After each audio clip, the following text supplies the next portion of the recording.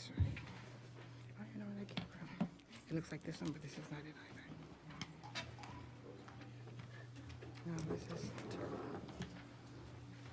Wait, it's not this one? No, it looks like this one. It says Town of Rolesville. No, I don't think it is, but that's okay.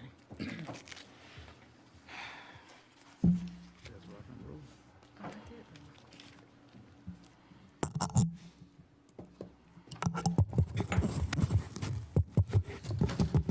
All right. Everybody ready? Mic's on? Yes, sir.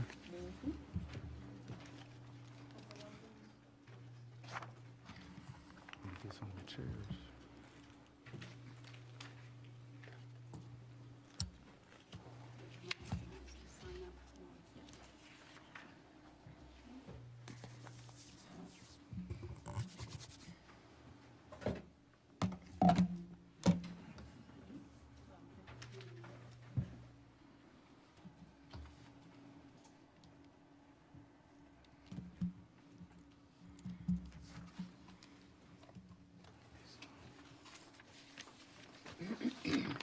Hey, Dan. Over there in the corner. Anyone else want Happy to New sign Year. up? Happy New Year. Listen. Thank you.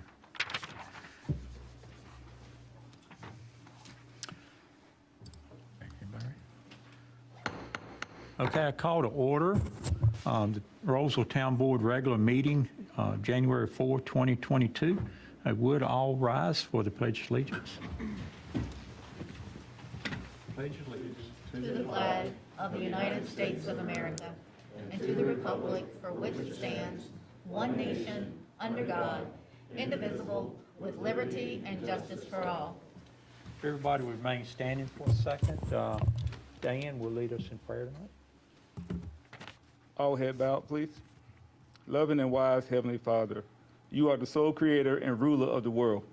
Let me say thank you on behalf of all who are gathered here tonight for our first town hall meeting of 2022. Thank you for your many and abundant blessings. We pray for your guidance in the matters at hand and ask that you would clearly show us how to conduct our work with a spirit of joy and enthusiasm. I pray for the agenda set before us tonight. Give us an assurance of what would please you and what would benefit the citizens who live and work in and around our beloved town of Rolesville. It is in your most blessed name I pray. Amen. Amen. Amen. Thank you. Thank you, Dan. Nice, man. Sir? Okay, well, we'll start the night off with a well-deserved recognition. We have former Commissioner Jackie Wilson in attendance with us tonight. Jackie goes way back. I hate to say, Jackie, we are getting old, ain't we? He served the board in 2 terms, one from 2004 to 2007, and also from 2018 to 2021. 2 different things was going on during that time, if I recall. Much difference in town in those 2 time frames. But Jackie served the board very well. When we appreciate all his service that he'd done. He was the developer's hat on the board. He was the one that knew all the ins and outs, how things worked, how things that wouldn't work. I mean, he knew what we needed and what we didn't need, and certainly Jackie will be certainly missed. But Jackie's like myself, we're getting in the age that we have grandchildren in different places and different other things on our mind, and I think Jackie is probably going to enjoy some time to himself. So if you would, Jackie, come up front. I want to just give you a recognition here. Those of you that are not familiar with why I take this off, I have a breathing issue, but I am fully vaccinated with my booster and flu shots and everything, so I feel good. Anything you want to say before I come up? It's a lot less stressful standing here than being up there.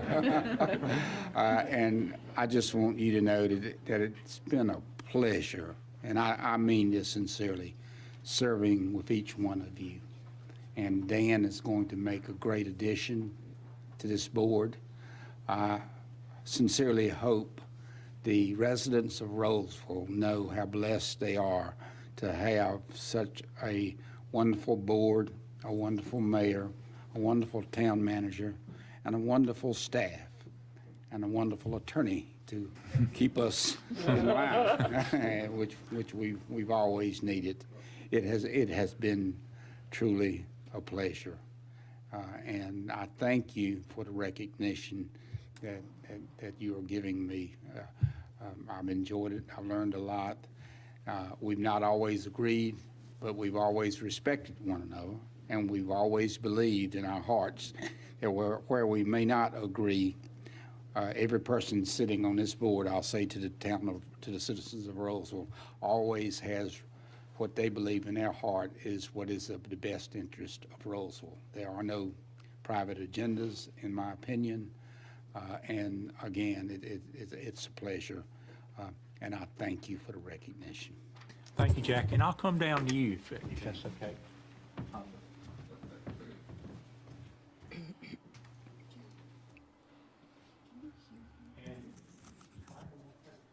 And Jackie, we got a plaque for you also, but with the Christmas and all, it didn't get here tonight. But I'll bring that to you personally. We'll get it in, but we got a nice little plaque ordered and all. But we do want to give you a little recognition thing you put on your desk, and also you may want to keep that. I don't know where you want to hang that up. This is memorabilia. Yeah, that's your label, so you'll keep that. So thank you, Jackie, appreciate that. Thank you very much.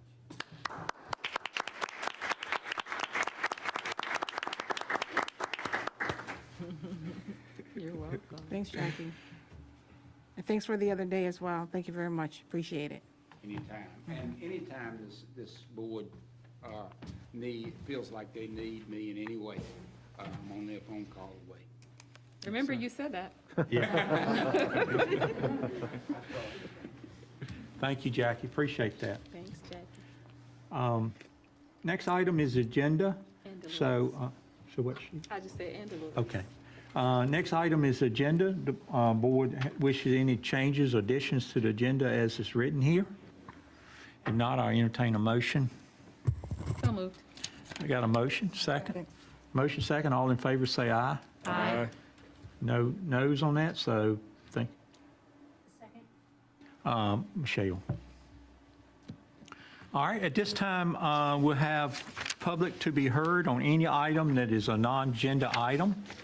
And I think we got one, Charles has signed up to say something there. So I hadn't seen you in a while. I hope you had a good holiday, Charles, and things going well. Quiet, and Happy New Year to everybody. All right. And yeah, being from where I'm from, the New England area, to have 75-degree weather on Christmas, it's just, that's surreal, you know, from Hudson Valley, you know that, right? I know. So anyway, I wanted to mention that about a little over 2 weeks ago, I think, we had an incident in my development, and I don't know if the board is aware of it or anything, but when I came out Monday morning, I was going to the doctor's, and I saw all these cars, and then I saw a patrol car in the corner, and so I said, well, let me see if I go. I went over there and asked him, what was happening. And when he told me I'm not at liberty to say, I said, whoa, something's up. So anyway, so I went on to my doctor's appointment, and later on I was trying to find out what happened, but a couple of my neighbors and residents were really on edge, because when you see police departments from 3 different towns and a SWAT team coming in down your street. And this is something I mentioned a while ago. There's only one way in now, my development, and one way out. So there were some of my neighbors that had to go to work that morning, couldn't go to work because the police wouldn't let them out. But what I wanted to say is that I think it was the next day or 2 days later, I forget exactly, but the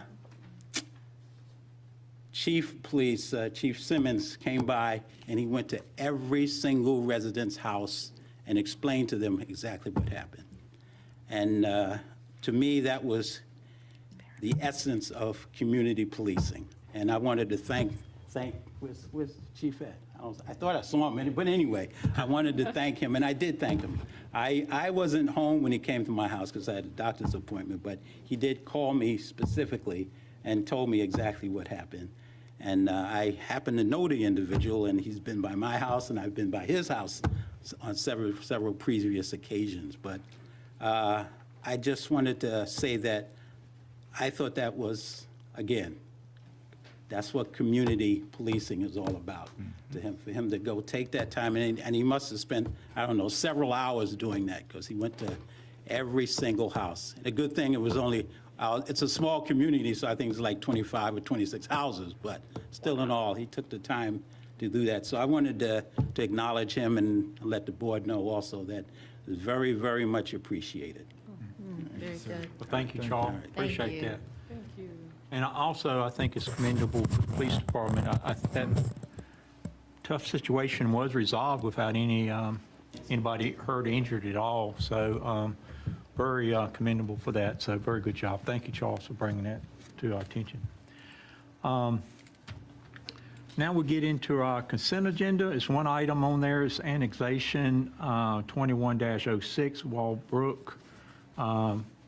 Requesting a call for public hearing. We will do that, is it February the 1st? Is that what we're looking at on that one? So it's a call to hold that February the 1st. Do I hear a motion or any discussion on that? So moved. Got a motion, a second? Second. I think Dan seconded it. So motion and a second. Any other discussion? Not, all in favor say aye. Aye. Thank you, board. Appreciate that. We will get into our board actions now. We got three. First one is advisory board liaison appointees, appointments. This is for the Park and Recreation Advisory Board. And I think Paul chaired that liaison committee. And Sheila, you served on that with him? Okay, do I have any type of recommendation from the committees? Yeah, we have two people. Both were excellent. Steve Mazer is currently on the board as acting vice chair, and he also brings insight regarding civil engineering. That's his background. We also have a new person, Dr. Al Hori, who's a former university professor. He has a PhD in outdoor recreation and nature tourism. And I thought that was the really good thing, but the next best thing is he has previous experience on other boards in his past from other countries. So I feel like that'll bring more to the board as well. And Sheila agreed with that. So those were the two we were recommending to be put onto the Parks and Rec Advisory Board. Okay. And I think they were in your packet there, the names and also the information that was filled out on there. Are you making that in a motion? Yeah. All right, it's coming in a motion from the committee. Is there a second to it? I'll second it. I got a motion and a second. Is there any other discussion? Who left their seat? Whose seat expired? Terry. Okay. That was that. Any other discussion? If not, all in favor say aye. Aye. Any opposed? Not hearing any. Great job. Thank you guys for doing that. Appreciate y'all meeting and getting that covered. Item number 2, which is an annexation public hearing for Public Works at 805 East Young Street. I understand the applicant, which is the town of Rolesville, is looking to maybe table that or continue it to the 1st. I will go ahead and open the public hearing. And Meredith, is any comments you want to make tonight or just save everything for later? Just one comment. The neighborhood meeting for this case will be this Thursday from 5 to 6 p.m. in the community center if anyone is interested in attending. Okay. All right, if no other comments, I just need a motion to table this till, and keep the public hearing open until February the 1st. So moved. Got a motion, is there a second? Second. I think I heard April first. So, got a motion, second, is any other discussion? Not hearing any, all in favor say aye. Aye. Any opposed? Thank you, board, appreciate that. Now we get to a public hearing. A&X is annexation, and also, I think it's also a zoning request, MA 21-06, Tucker Williams, 2012 and 2016 Rolesville Road. I will open the public hearing for that one. And looks like Meredith, you're ready to go on that. Yes, I have a presentation for you this evening. And I just wanted to check with the audience. There is a neighborhood meeting that some people got a letter for, saying that the neighborhood meeting was in this location, and the meeting is actually at the Village Church of Rolesville. That is for the Walbrook case. The letter was from Crosland Southeast. Just want to make sure. So the case we're about to discuss this evening is the annexation and rezoning for the Tucker Wilkins properties. And so I just want to make sure everyone was in the right place for the right thing. Wait a minute, the village Wait, church? Can Where's you the repeat, village? where is the meeting for which one now? Crosland Southeast Uh-huh. is holding a neighborhood meeting this evening for the Walbrook rezoning, and that is at the Village Church of Rolesville. They sent a letter out saying the meeting was going to be at Town Hall. Oh, so And it's tonight. there was So- some miscommunication with the location. If you'll just give them direction on where the church is so they can, Sure, the Village Church of Rolesville, if you go, Michael McFarland will show you if you walk into the lobby. I do have a question, though. Why is that being held tonight and we're having this tonight, too? Great question. We don't have a rule saying you can't have a neighborhood meeting at the same time. We do have a rule saying you can't use this space or the neighboring space for a neighborhood meeting. This is a date that worked for the applicant for that neighborhood meeting. I know, but wouldn't it make sense still that we have this after that meeting?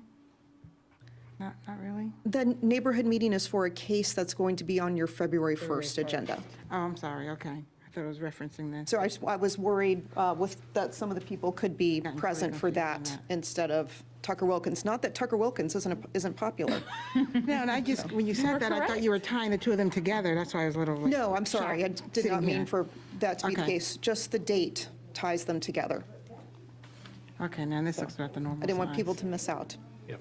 So, back to this case. Mayor and Commissioners, for your consideration this evening is an annexation and a rezoning for 32.59 acres located along Rolesville Road. The top two properties you see highlighted in pink are unaddressed, and the bottom two properties are 2012 and 2016 Rolesville Road. And based on the timing of this application, it falls under the Unified Development Ordinance. And tonight, as we do with annexations and rezonings, we'll do the presentation and public hearing together. And then when we get to the point where you will vote, we'll have two separate motions, one for the annexation and one for the rezoning. Clarification, Meredith. On the timing, you said it falls under, is this a continuation from something we've seen before? You said it falls under the UDO, not the LDO. Right. It was submitted, and the application was submitted in May, and the LDO was approved in June. July 1st. So with permit choice, the applicant chose to stay with the Unified Development Ordinance. Gotcha. Okay, thank you. So for the zoning case, the current zoning designation for the subject properties is residential 30, Wake County. The applicant is proposing to change the zoning to residential 3, conditional district. And residential 3 is defined as higher density residential with a pedestrian-oriented walkable focus. The applicant has submitted a sketch plan and a series of conditions with this rezoning. This is a rendering of the proposed development that includes 64 townhomes, 27 single-family lots for a total of 91 units, and this is a density of 2.79 units per acre. The applicant is required to provide 10% open space, or 3.26 acres, and they are proposing to provide 13.11 acres. The proposed zoning conditions are somewhat extensive and focus on the architectural features of the townhomes. However, the first condition about no slab on grade applies to the single-family homes and the townhomes. And when the applicant gives their presentation, they will go into more detail on all of the conditions. Some additional conditions have to do with privacy fencing, landscaping, and the applicant is proposing additional canopy and understory trees in the development. As per our comprehensive plan, future land use map, the future land use category is medium-density residential.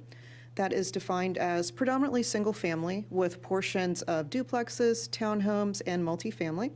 And the typical density range for a medium-density residential is 3 to 5 units per acre. So the applicant's proposed density of 2.79 is just slightly below that range, or reasonable with that range. This is a snapshot of our Greenway and multi-purpose trail map, and a Greenway trail is shown going through the subject properties. And the applicant has shown a Greenway connection on their concept plan. The applicant provided this Greenway exhibit. The Greenway is shown in red, and this shows the Greenway corridor through Kalos Falls, Preserve at Moody Farm, and then the subject property is what we're looking at tonight, the Tucker-Wilkins properties. As per Rolesville's community transportation plan, Rolesville Road from Fowler Road to Mitchell Mill Road is a future 90-foot right-of-way, two-lane, two-way left turn lanes, that's the center lane, curb and gutter, sidewalks, and a side path. Rolesville Road provides important connection to Rolesville High School, downtown Rolesville, and Mitchell Mill Road. And in our CTP, this corridor notes a focus on multimodal connectivity and safety improvements, and that is illustrated in the photo rendering of the future condition for this corridor with the bike lanes and sidewalks. However, this section of Rolesville Road that we're looking at tonight does not have the bike lanes, it has the side paths instead. A traffic impact analysis was not required with this application because the threshold for AM peak hour trips and PM peak hour trips was below the 100 count. The AM peak hour trips for the site, I believe, are 55, and the PM peak hour trips are 69. And the applicant does have their traffic engineer here tonight to go into more detail on this. The applicant volunteered to provide a traffic valuation since traffic impact analysis was not required. And the conclusion from that was the minimal increase in traffic along Rolesville Road. And again, the traffic engineer can go into more detail on that during the applicant presentation. At the planning board meeting in December, the board members were complimentary of the additional open space the applicant is proposing to provide, as well as the Greenway connection. The board members did talk a bit about traffic concerns for the Rolesville Road corridor and said they would really like to have a better understanding of the big picture traffic implications of all the developments along Rolesville Road. So that's something they said they would like to continue to talk about. However, the planning board did unanimously recommend approval of the rezoning request. Since the planning board meeting, the applicant has added a condition to include a bus stop by the entrance located within open space. And instead of this saying left side, I would like to clarify when the applicant comes up if that means north or south. The applicant was also asked to communicate the design intent of the townhomes. Again, we'll stay tuned for their presentation in just a moment. So at this time, I'd love to invite the applicant up to share their presentation.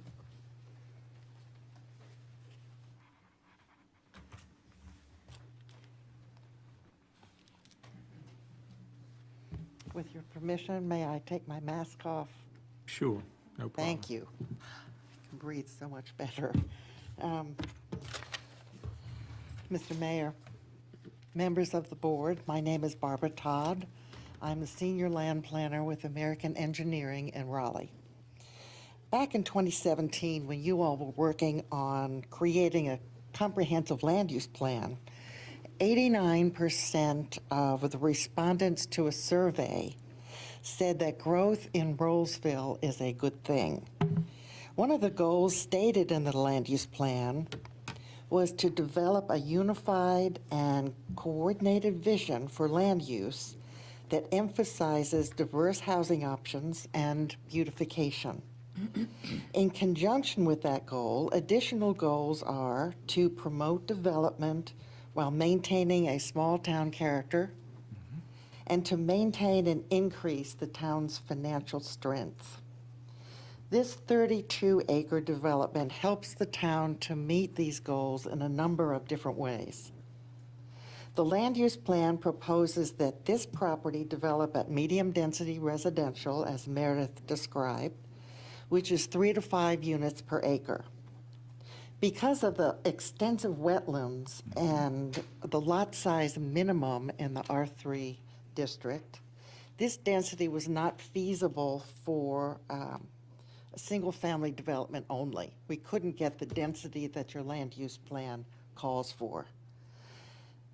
Therefore, in an attempt to achieve the density the land use plan outlined, we added some townhome units. Adding the townhomes allowed us to achieve a density of just about 2.8 units per acre, and adding the townhomes also allowed us to meet your goal of diverse housing options. Another one of your comprehensive plan goals is to trade some higher densities for increased open space. Our open space is 43% of the land, when 10% is the minimum that's required. We believe that even with a section of townhomes, the community will feel traditional because of all the greenways, open space, plantings, trees, architecture, and design. The location of the townhomes was deliberately chosen. The townhomes are tucked back, as you can see on the map, tucked back in the back of the property, so they're not visible from Rolesville Road. And they are not the first thing that you encounter when you're driving into the development from Rolesville Road.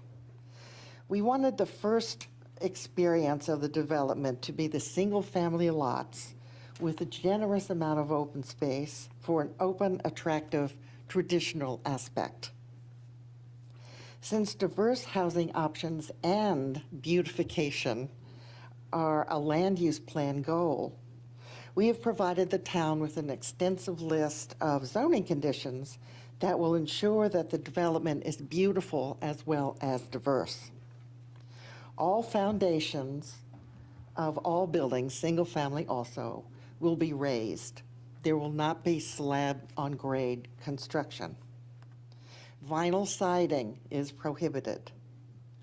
Professional landscaping and sod is specified for the fronts of the townhomes. Garage doors will be decorative with glass inserts, and where there's a double-car garage, there will be 2 garage doors.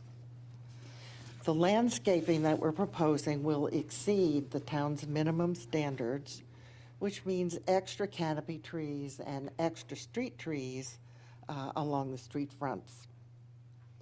The calculations for putting a quantity on extra landscaping is contained in the conditions that you all received in your packets. We've just added a condition, as Meredith described, that as soon as the Postal Service specifies the location for the mail kiosk, we will provide for a bus stop and gathering space near the mail kiosk, adjacent to the picnic shelter and the Greenway. The Greenway and the other amenities all create a sense of place in this community. And just for your information, all of the common open space in both the townhomes and the single family will be maintained by the homeowners association. We believe that the zoning conditions will create a townhome community that's a step above any other townhome community in Rolesville. The conditions will require the townhome developer to invest substantially in making the townhomes attractive and therefore a model community. The development as a whole is what you want in Rolesville. Open space, greenway links, generous landscaping, attractive streetscapes, and diverse housing options. We met with J.G. Ferguson, who's the head of the Parks and Recreation Department regarding the Greenway location, and he suggested that we include a Greenway trailhead in the small arm of land that reaches out to Rolesville Road. That's at the bottom of that kind of black space, that void in the plan. We will include parking and a picnic shelter in this area as well. This means that even the residents on the east side of Rolesville Road will have easy access to the Greenway that starts on this property, extends north through Kalis Falls to the special focal point of the falls. The Greenway will be a major component of the Greenway plan that can stand on its own and will extend for about 1.2 miles one way. So people can park at the trailhead, take a picnic, get on the Greenway, and go north to the falls and return for a round trip of about 2.5 miles. Along the way, the stormwater detention ponds on this property will be planted with pollinator plants at the suggestion of members of the Greenway Commission. This Greenway is a significant addition to the town system and contributes to the goal of a walkable community. We held 2 neighborhood meetings regarding this property. No one was opposed to the development, and no questions were posed regarding the townhomes or the traffic.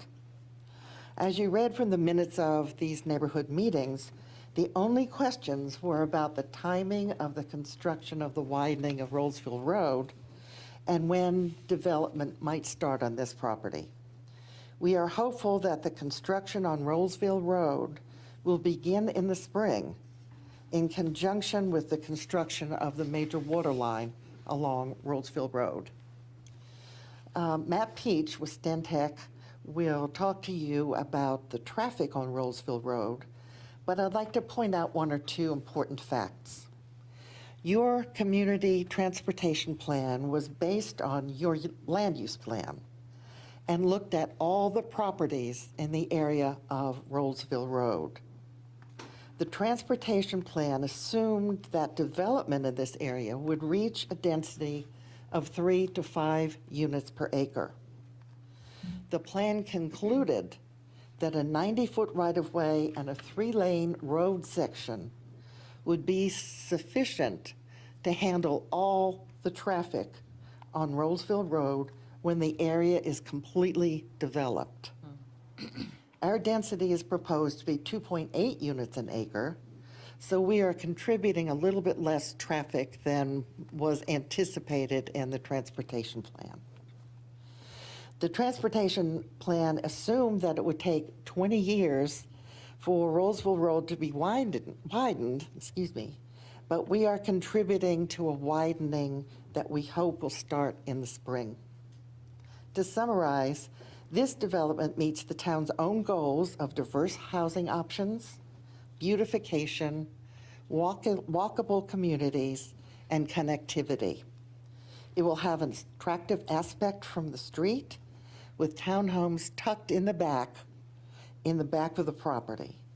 We are happy to include the trailhead for the Greenway with parking and a picnic shelter, and the native plantings for the stormwater ponds.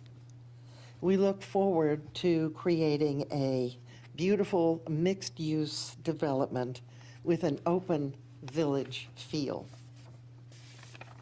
At this time, I would like to invite Matt Peach to come speak to you about some transportation plan issues. Thank you very much.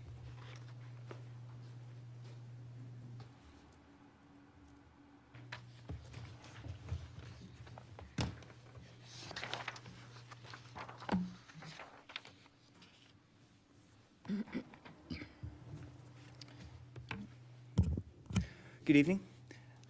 My name is Matt Peach with Stantec Consulting Services, located at 801 Jones Franklin Road, Suite 300 in Raleigh. I'm very happy to be in front of you this evening to discuss the Tucker Wilkins project that Meredith and Barbara already described. I do want to start by building off of what Barbara said earlier regarding the development's density. It is important to keep in mind that when we're talking traffic, a less dense development means that it will put fewer cars on the road. Less units generate less traffic. In addition to that, townhomes generate less traffic than single-family homes.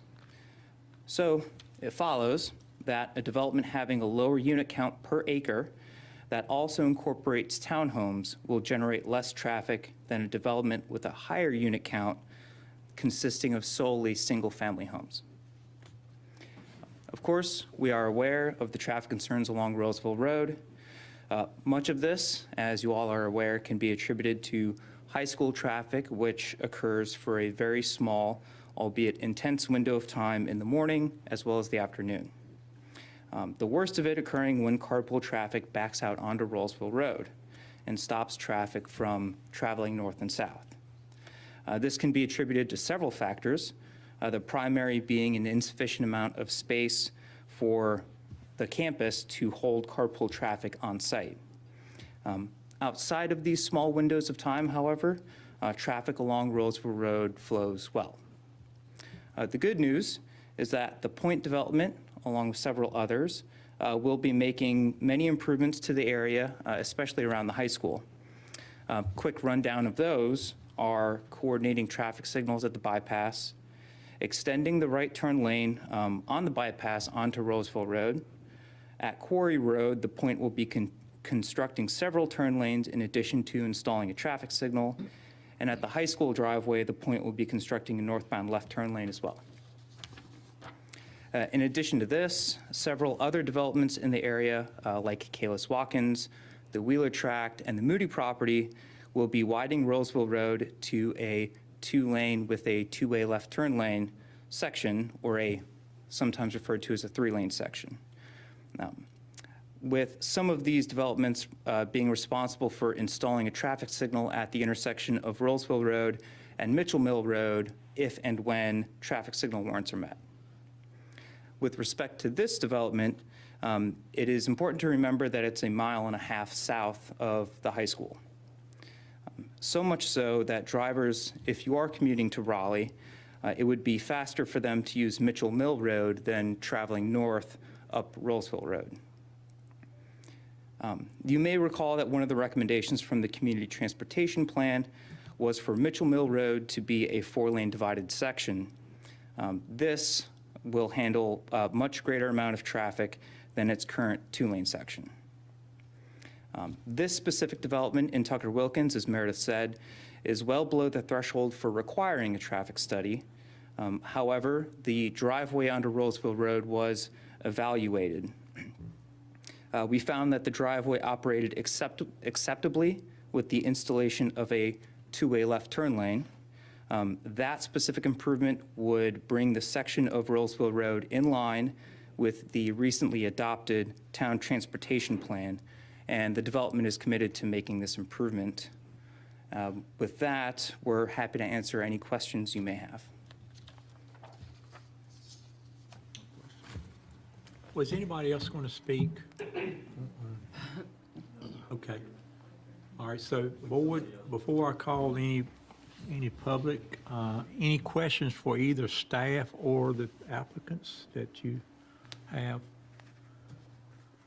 Meredith or the applicant? Just one real quick. So you'll be improving the road, the initial part of it, the northern part of it, on Rolesville Road, and you'll also be improving it where the trailhead is as well. I just wanted to confirm that. Yes, sir. Okay, thank you. I have a question as well. Go ahead. Oh, sorry, April. When you did your study, when was that conducted? The study was conducted, I'll give you the specific date. The study dated October 8th, 2021. So that's, was that, I don't have any kids in school, is that virtual? Were the kids, how did you account for the lack of traffic due to virtual learning? So the traffic study was based on traffic that was collected in 2018.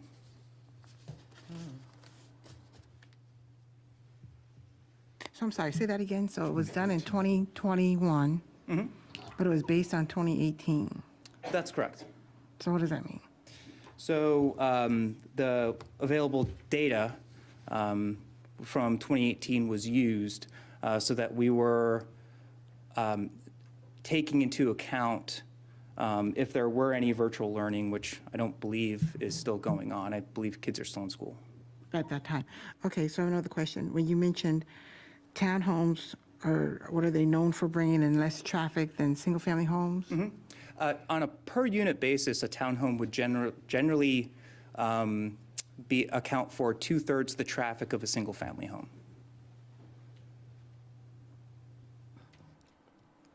So what would a single-family home? You're saying a single-family home, Would generate typically more traffic than a townhome would on a per unit basis.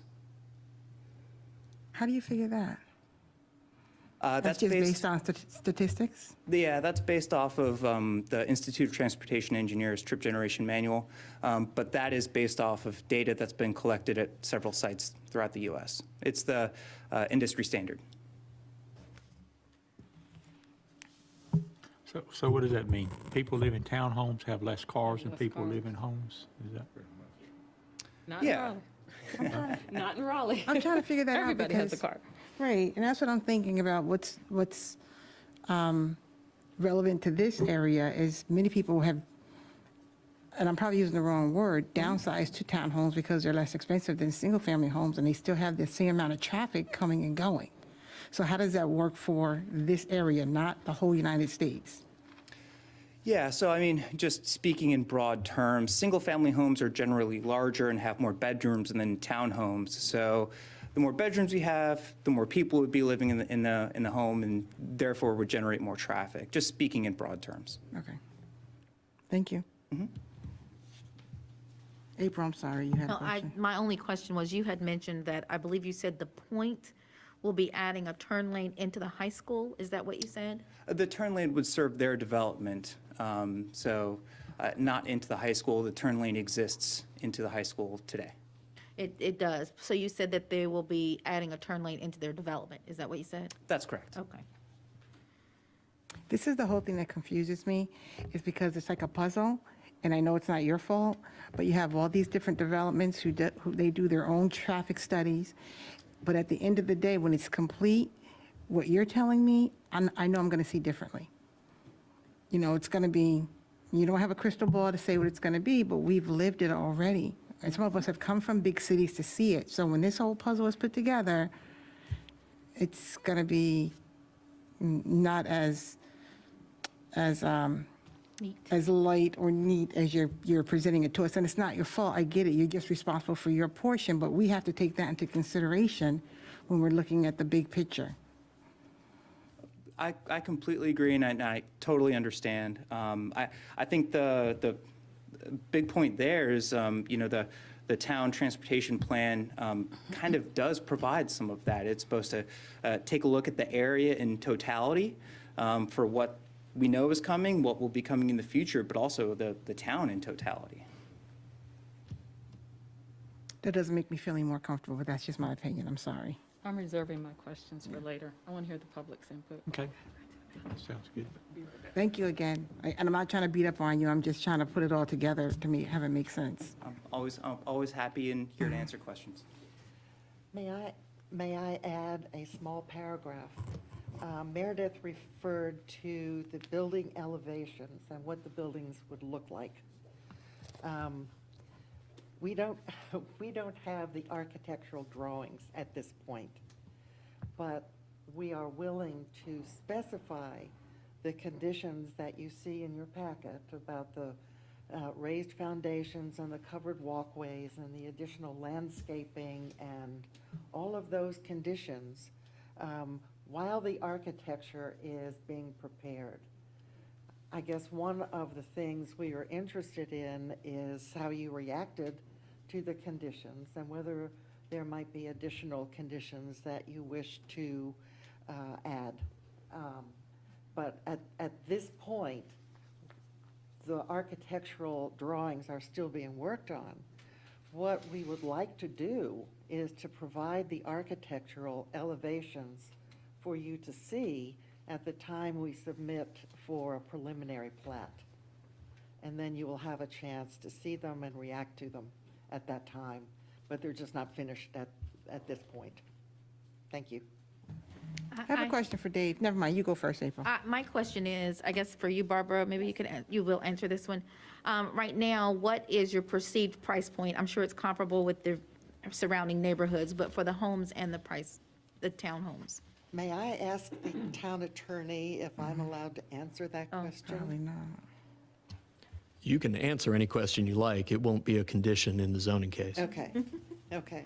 We anticipate that the townhomes will be somewhere in the $300,000 range. And, I'm sorry? Starting. Right, that will be the smaller, we anticipate having two sizes of townhomes. The smaller of the townhomes would probably start around 300,000, and the larger ones would be more. We anticipate that the single-family houses would be in the neighborhood of 450. I have a question for you. It may be a little too soon to answer it, but would this be a neighborhood that would be controlled as to whether or not rentals would be allowed? That would depend on the homeowner's documents, which are not prepared at this point. Does it sometimes come before the documents, or it's only with the documents? I guess I'm asking Dave that question. I didn't hear the question, I'm sorry. I said, does it come, can it sometimes come before the documents? It is still relatively rare that those sort of restrictions appear. However, North Carolina communities are not permitted to regulate rental versus ownership in its zoning regulations. Okay. But I think just for clarity, to expand on Michelle's question, what she's asking, you're not planning on renting them out. You're planning on to sell them to somebody. If they buy them, they can rent them out, I guess. No, because I just had a transaction where someone purchased her house, and a year later, she was going to sell it, and there's a really huge investment company going around North Carolina purchasing up these homes, and this was over $300,000, and the offer was kicked because the HOA was formed like 2 or 3 months earlier and said no rentals. So it can happen.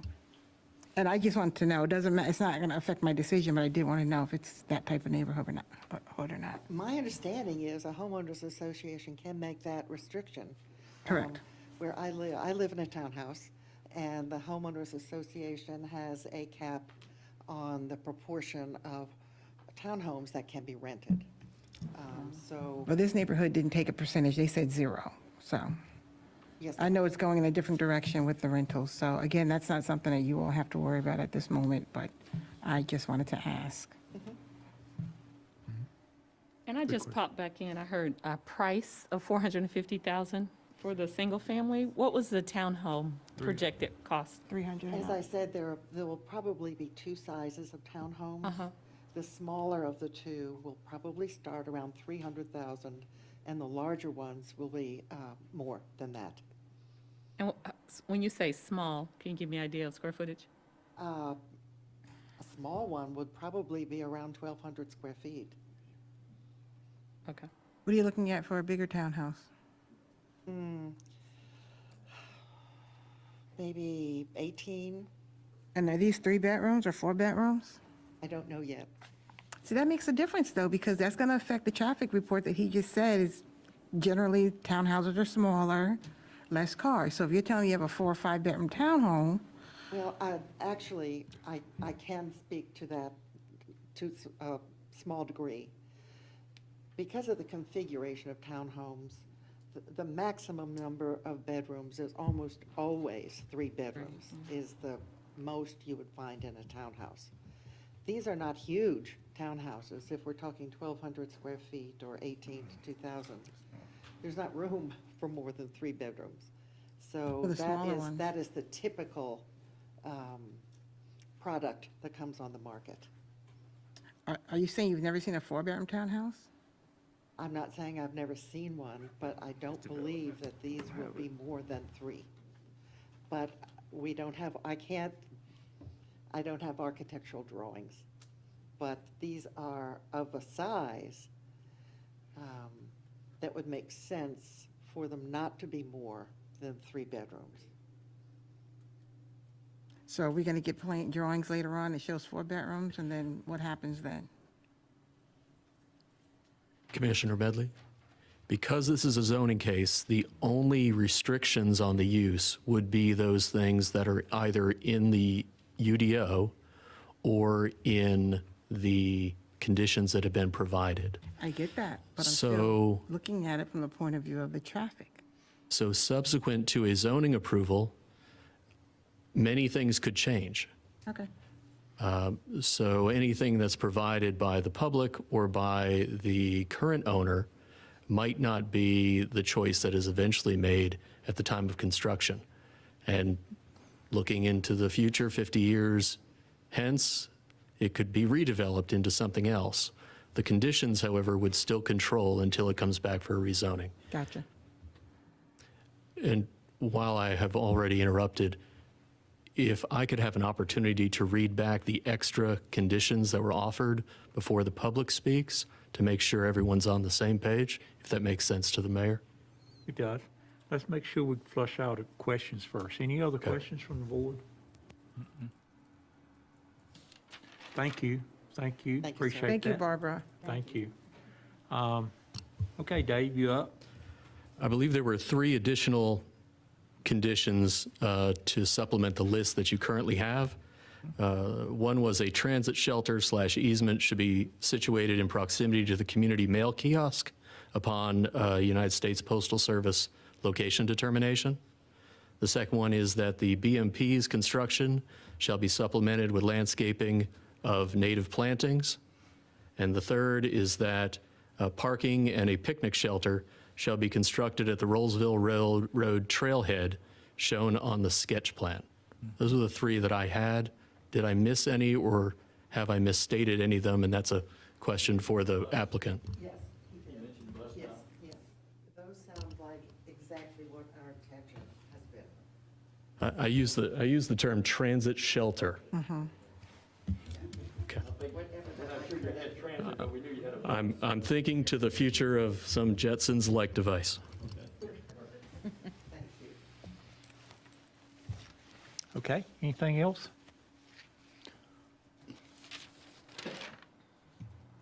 Anything you want to add, Meredith, while you're up there? You know what? I actually missed a slide before, if you wouldn't mind. I've missed the staff analysis slide. My finger went too fast before.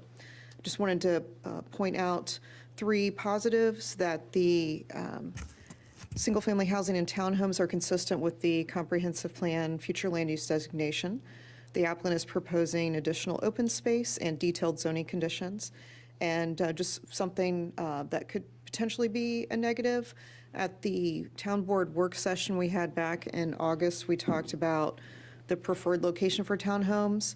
And it sounded like the mayor and commissioners, you all were more interested in townhomes being located closer to downtown, adjacent to major transportation corridors and walkable amenities. So just wanted to point out 3 positives and 1 potentially negative. And then Okay, thank you, ready Meredith. for the public hearing. Thank you. Appreciate that. April, do you have a question?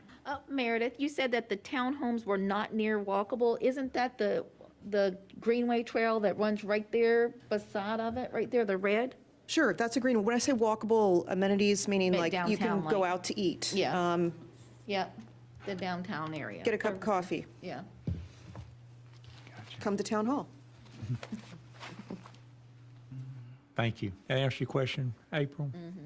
Thank you. Okay, moving on with the public hearing. I will now entertain any comments from the public in favor. I do have a list here, but they don't list in favors or opposition, so I'm going to just allow, if you want to speak in favor. I see a hand back there. Come on up. Is that, I can't tell with mask all the time. Is that Gail? Ms. Gail. All right, come on up, Gail. Mention your name and address for me, please. Remove the mask. My name is Gail Stallings, and my address is 1512 Rolesville Road. I live on Rolesville Road and have for most of my life. and I, like everyone else, have concerns about the traffic. However, we've come to the realization growth is going to happen, and with growth comes traffic. So what we want now to do is make sure we have well-planned and quality developments.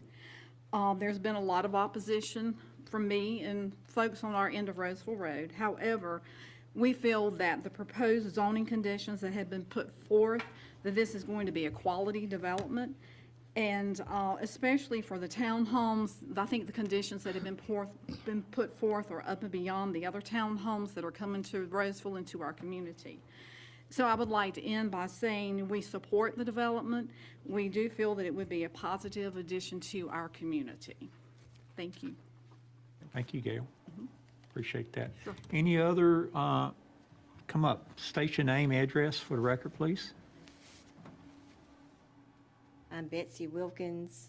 I'm at 860 Cedar Cove Road, Henderson, NC. My sister is also a property owner. She lives in Wilmington. She was not able to be here tonight, but I just wanted to let you know that we are in favor of this. We are in our 70s. My husband, my sister, her husband, except for me, I'm close by. We've been maintaining, my husband's been maintaining this property for over 25 years, and we're just getting to where we're unable to do it. When we see this projected development, we are excited about this. We feel like that it's gonna, we're glad to be a part of it. We feel like that it's the best suited for our land. We are excited. I'm excited because not only can we sell this and have the greenways and have the townhomes, which a lot of townhomes now seem to be occupied by retired people because they're no longer able to take care of the yard. And so that's our hope. Excuse me, that's our hope. But also, my children and my grandchildren can walk on these greenways and reminisce and know that we lived there and this was our family land. My dad farmed this land. He had tobacco and soybeans on this land, and we grew up across the road from this land. Born and raised here, and love Rolesville, and we also want to see it grow the right way. And I know you're concerned about traffic, and I understand you probably need to be, but I feel like that it is going to be something that's going to happen. You know, growth is going to occur. Everybody's going to have to get used to it, so to speak. But I do feel like that this is a good improvement, and we are in favor, and I do hope that it goes through. Thank you. Thank you, Ms. Wilkins. Appreciate that. Any other comments in favor? Come up, Derek. State your name and address for the record, please. Yeah, my name is Derek Verstegen. I'm at 414 Virginia Water Drive here in Rolesville. I sit on the Open Space and Greenway Committee, and the developer's been very engaged with us on figuring out how to work with this property, get it connected to the rest of the planned greenways. And the trailhead, I think, is one of the most attractive things that we could ask for out of this property. Given its location as far south and deep into the ETJ, I think it really gives us an opportunity for the Parks and Recreation Department to do something for the residents, not only of this community and the ones that connect, but for the future residents of Rolesville in the ETJ. The amenities that they're planning for that location are very important. And I think it does a great asset to the town to add it and connect it to Callis Farms the way they're doing. I've given a lot of thought to traffic as well. I actually attended last month's planning meeting. And one of the things I suggested then that I'll share here that I would hope can come to fruition is some sort of a graphic that along Rolesville Road shows you, the board, how all of these developments are coming in and what percentage of the zoning traffic is actually being contributed. So if this example of this property, if its zoning says it can contribute 100 cars and they're only contributing 50, then I think if you do that across the entire Rolesville Road corridor, you'll have a better understanding of how much of a percentage of traffic is being contributed across the board with all these developments overlaid with what the road can actually handle. And I think you might be a little bit surprised, or we might have to do a little bit more work one way or the other with the future developments or even the zoning to better accommodate the concerns about traffic. But as they've said pretty clearly, you know, they're contributing less than or just about half the amount of traffic that this zoning could otherwise allow them. And that is as favorable as you can ask for at this point. So I think that's something that is helpful to understand. And hopefully we'll see from that recommendation. I'm excited about the plantings. I'm excited about the Greenway, and it's a really nice, deep south point in the neighborhood to get people to come to Rolesville. Thank you. Can I just make a comment to what Derek said? Yep. With everything that every developer has said, and anybody up here can please correct me, I haven't heard a developer come here and say, I'm maxing out what we can do for traffic. Yeah, Everybody, you know what I mean by that? not quite. Okay, so if you can get X amount of cars, whatever criteria they use to measure the traffic, and they're saying they're coming in under that. I haven't heard a developer to come here and say that we're going over that or we're maxing out to where we can go before we have to make changes. Right. So even what you described and what I was saying earlier, if we were to see what each developer is bringing to the table with their development, I think we're going to be afraid of what we see because it's going to be a lot. Then that's why we need to do it, so that we can address these issues now rather than piecemeal the solutions together. Right, but it's kind of hard when everybody has a reason as to why they want this development to happen. I mean, the town has a reason why they want to grow. Your Parks and Rec, you're about Greenway, the space. People are selling, they're about that final check they're going to get. So everybody has their reasoning as to why they want it. But at the end of the day, like you said, I'm agreeing with you. We do need to see something to see where we are, because right now we're just taking each developer at and I'm guilty of accepting some of the plans that came before us, don't get me wrong, but we're accepting the fact that we're hearing, I'm coming under that amount, I'm under that threshold. Right. So And you're that- all under the threshold, but where does that leave us, bumper to bumper traffic? And that's what exactly my point is. If we have to look at it with a little bit more simple lens. And if it's a matter of a percentage and this is only 50% and the point could be 80%, maybe we start understanding where the threshold is that gets us really nervous, to where we change ordinances or we change the way we look at how they're coming in. But yeah, that's my put. Thank you, Derek. Thanks, Derek. Appreciate the comments. Okay. Any others at this moment want to speak in favor? Okay, I will now entertain any comments from the public in opposition, and any particular order be fine. If I may.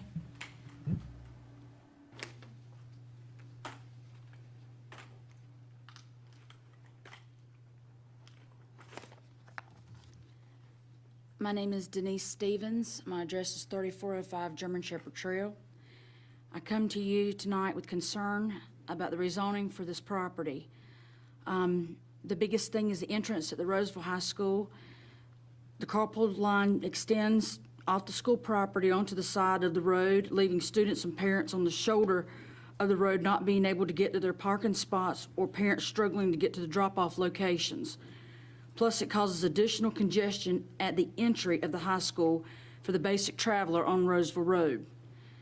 With the existing local community being affected by the decision of the rezoning, I'm asking for a current traffic study to be done by the town of Rolesville, with the company doing the traffic study being made fully aware of the existing developments that have already been approved and rezoned that are just waiting to be built at this point.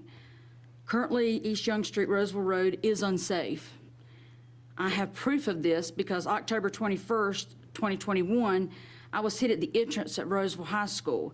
Both me and my husband were taken to the hospital. We continue treatment today for our injuries. I have yet to have my Jeep returned to me due to the extensive damage that took place at the wreck.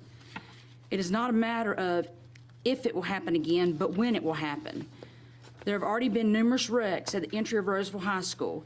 After checking with the Rolesville Police since 2013, there have been 1,094 accidents in Rolesville, with 64 of them being at the Rolesville High School address. This is truly a dangerous situation with inexperienced drivers, vehicles that are not structurally sound, and the congestion at that entrance. My last concern, is for Mitchell Mill Road. This road was not designed for the current traffic. Originally, it was created for covered wagons, then paths for farmers, then paved for local traffic. Understanding the speed limit was dropped from 55 miles per hour to 45, it is still not designed for the current increase in traffic that is experienced today.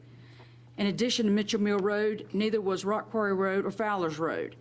In the past, you would pull out of your driveway, never seeing another car. Now you wait with a hill, you take a chance pulling out very quickly, heading towards Rolesville Road with the constant speeding traffic. I really do believe those attending this meeting truly care about the safety of the existing residents. I can prove how dangerous both East Young Street, Rolesville Road is, as well as Mitchell Mill Road is. Can you prove both of those roads are safe for the residents? I want it on record, I have brought this to your attention, and you have been made fully aware of the dangers at both Rolesville High School entrance, as well as entering or exiting Mitchell Mill Road. As a town of Rolesville, the decision you make about this issue make you responsible for future accidents that might take place. No unbridled development is putting the existing residents of the community at risk while patronizing local businesses, going to work, just general traffic on these two roads. I'm asking you to please reconsider this rezoning request. Thank you. Thank you, Ms. Stevens, appreciate that. Anybody else here to speak in opposition? This is your time. Anybody else?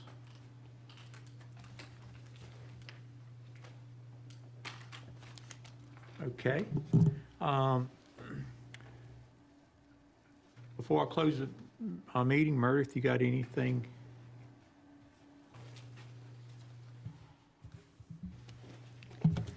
Nothing else, but I'm certainly available for questions. Okay.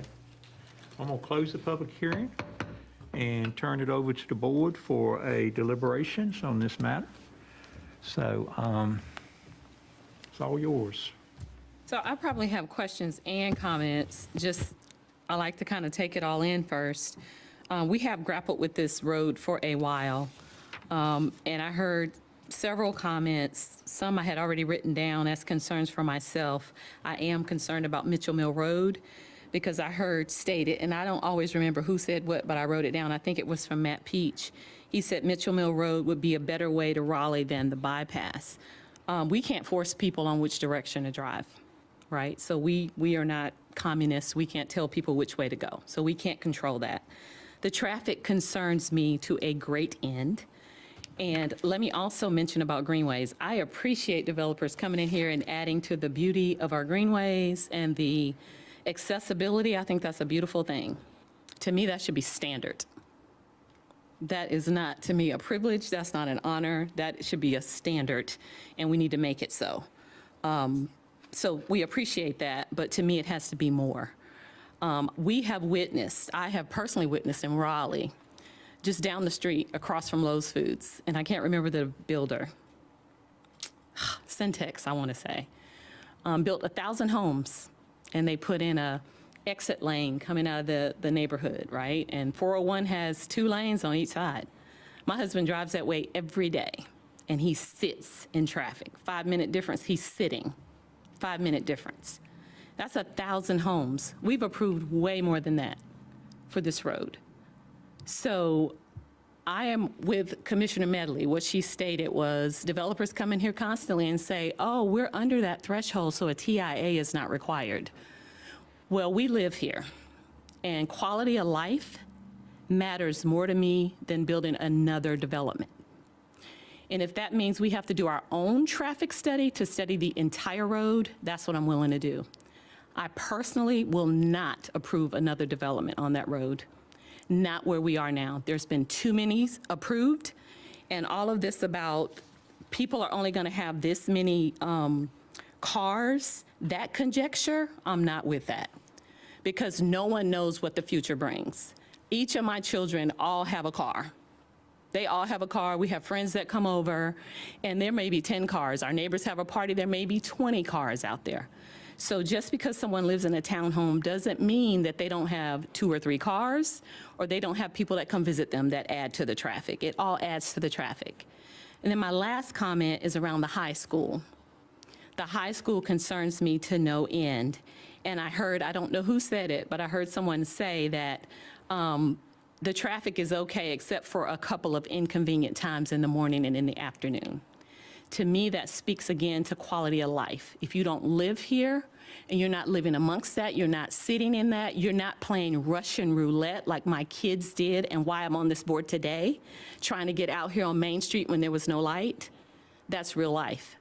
DOT bases their standards on hotspots, meaning how many accidents there are or who gets killed. Our job up here is not to play Russian roulette. Our job is to protect the citizens of Rolesville and those surrounding it and utilizing our services. And I said that was my last comment. One more comment. What Meredith brought up about having a walkable community and those townhomes being near to services and amenities, we meant that. So for those reasons, I am very concerned, and I cannot see myself voting for this as is. Thank you. Thank you, Commissioner. Any other comments? I do have another question, and I'm probably just reading the map wrong. Is there only one way in and out of this development, or do you have to use a different community to get out? There is, excuse me, there's one driveway on Rolesville Road. There's a connection to Kalis Falls to the north, and there's a connection to the south to undeveloped property that's in Wake County's jurisdiction.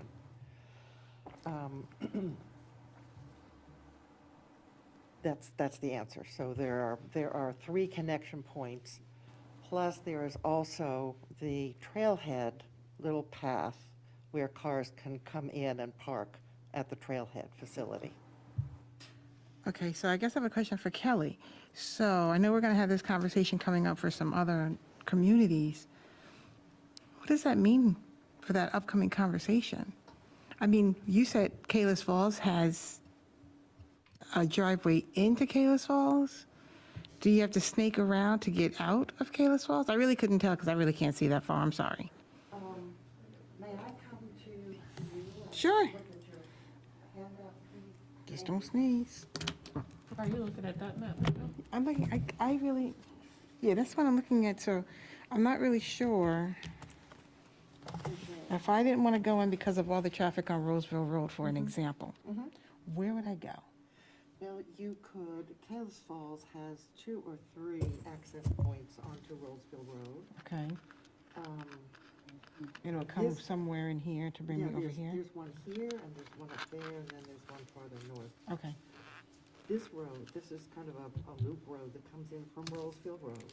And then this road branches off and connects to this road in Kalis Falls. gotcha. And then this road, if you can go this way. This road goes to the south. This property is in Wake County's jurisdiction, Okay, but Meredith will tell you that every development should provide connection points to every other property as much as we can. okay. Thank you. Thank you, Michelle. Any other discussions?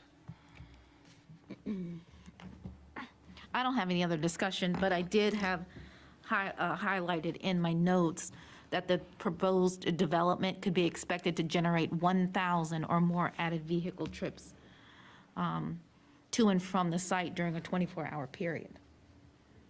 That's a lot. On page 2 of 3 in our handouts, about the 1,000 or more added vehicle trips. in a 24-hour period. That's a lot.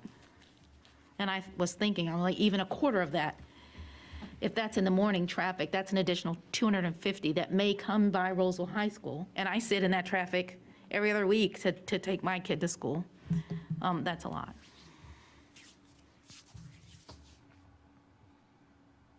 Okay. Any other comments? Do you got anything? I just want to say one other thing. I think at face value, this is a nice layout. I think the project is nice. But I'm just really struggling, as I said from the beginning, with the cumulative traffic. It almost seems like it's a first come, first get it kind of deal with development, and that's not how it is done. But I'm just struggling with the traffic part. And I don't think there's anything that you could really do to alleviate that because it is what it is. Is it, may I speak? Yes. Thank you. One of the points that I made in my presentation was that your comprehensive land use plan designates where density will happen. Some parts are high density, some parts are low density, some parts are medium density. This project is in a part of Rolesville's ETJ that's designated for 3 to 5 units an acre. When you do a comprehensive transportation plan, the people doing the plan look at the big picture. And they say, all right, this area has already been approved for 3 units an acre. This area has already been approved for 4 units an acre. This area up here is designated on the land use plan for 3 to 5 units an acre. So let's just take worst case and say it's going to be 5. This property, I'm sorry, I just can't breathe. This property is in an area that's supposed to be 3 to 5 units an acre. So when the transportation plan is done, they don't look at individual pieces about, well, this might come in a couple of months, and this, it's not piecemeal at all. Right. It's the big picture that the transportation planners look at. What does the land use plan say about this area around Rolesville Road? And they say in this area it's going to be 3 to 5 units an acre. But they're not, excuse me for interrupting you. Certainly. But they're not basing their projections on what we've already approved. They don't sit in this town, they don't live here, they haven't approved these things that we've already approved. So they're making, just like Mr. Peach, when he came up and he talked about traffic, he talked about a national standard. Well, RTP is different. There was just a whole thing on Raleigh-Durham on the news today that we're number 3 in the nation as far as the most high housing, and expecting another 24% increase. So we're going to be different than the nation. So our jobs here is to not look at the nation or the average that the transportation planners do, but to look at what happens in Rolesville, because we all live here in Rolesville. Yes, ma'am. So it is a little different than the big picture that you're painting. Well, the big picture that I'm talking about is the big picture around Rolesville Road. I got you. And you have to base your assumptions on something. And you all approved a land use plan that anticipates that the growth here is going to be 3 to 5 units an acre. When the transportation study was done, it looked at all the property around Rolesville Road, how it appears on the land use plan, and what are the expectations for development coming in. It has to be based on something. Some of it is already approved projects. Some of it looks at undeveloped property, but it's designated for medium-density residential. So if we start out with the idea that this area is going to develop at 3 to 5 units an acre, then that's a way to judge how much traffic will be on Rolesville Road.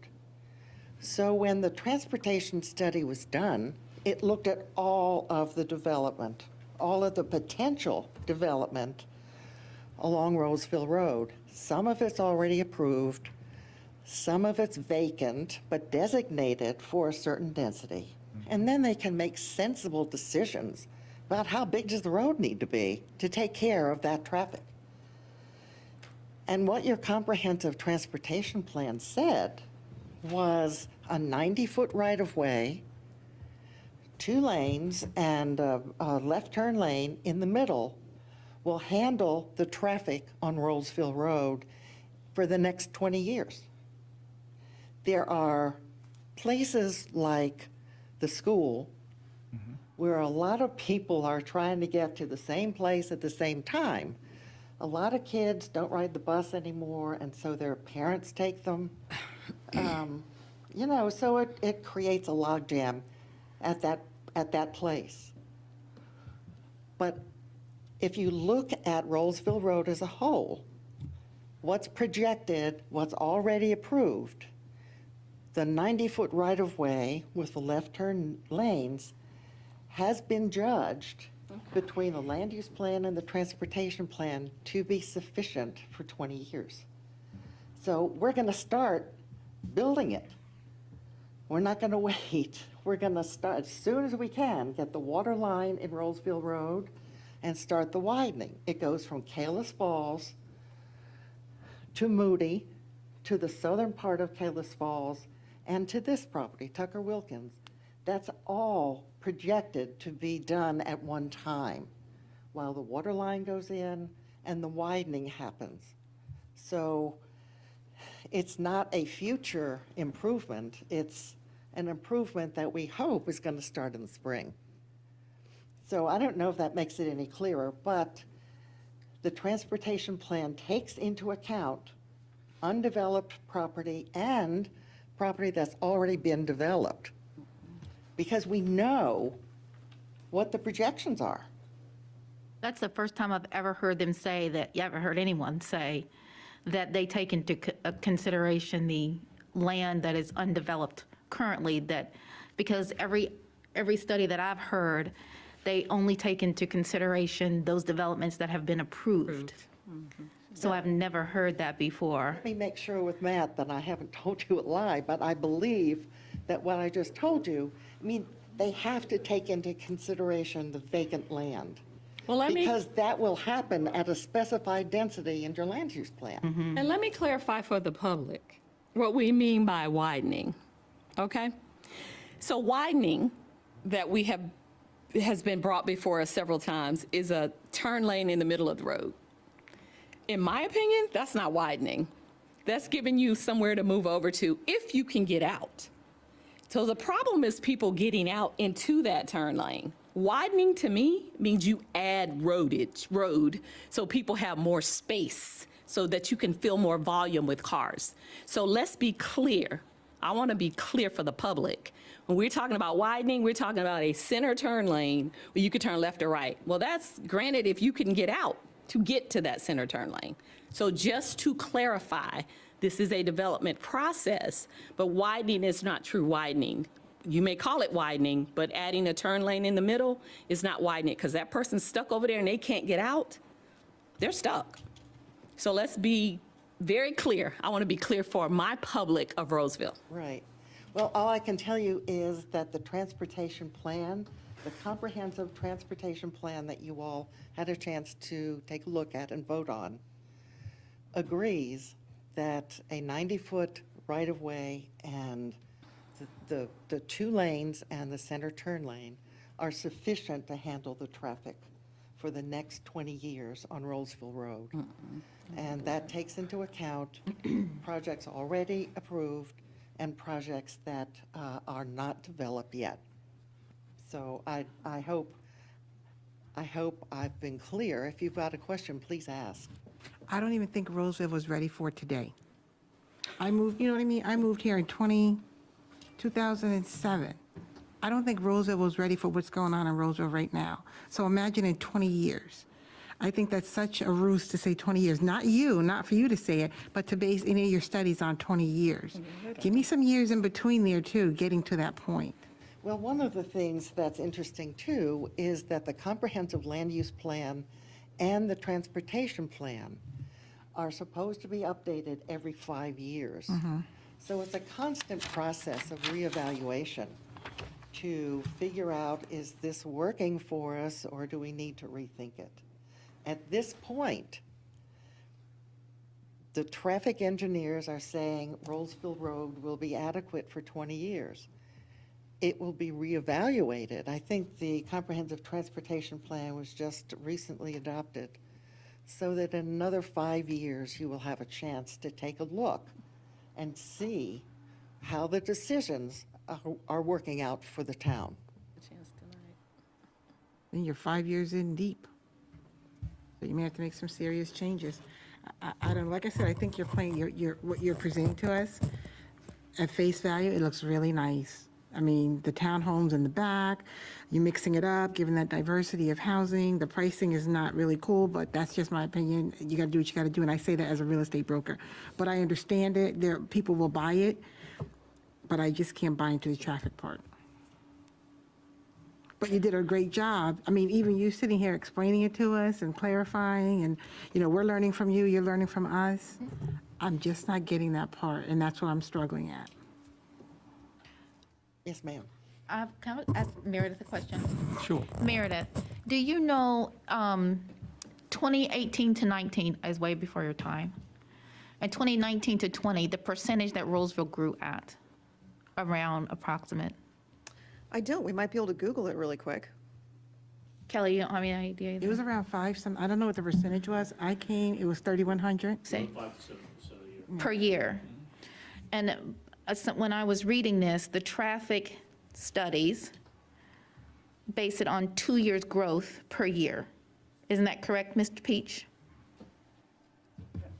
Because I thought that seems a little low for Rolesville, so already it's way outdated. That 2% has been far exceeded already.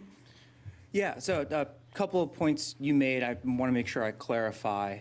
On that one specifically, we do a number of things in traffic impact statements to account for future traffic. One was what you alluded to, which is we take counts and then we grow them at a set rate. The rate used in this study was 2% per year, but then we also layer on top of that the other approved developments in the area, of which you know are a good number. So, yeah, in this study, the Point, Wheeler Tract, trying to think if there was anything else. I have it in the report if you, I can cite it in the report. But we account for those approved developments, the ones that we know are coming in. And then you actually get a much higher overall growth rate. So it's 2% per year, yes, but then we also take into account other developments on top of it. So that the real actual growth rate is probably in line with what you're saying, that we're seeing in the study of 5 or 7% per year, but I don't have that number exactly. Do you have that number at work?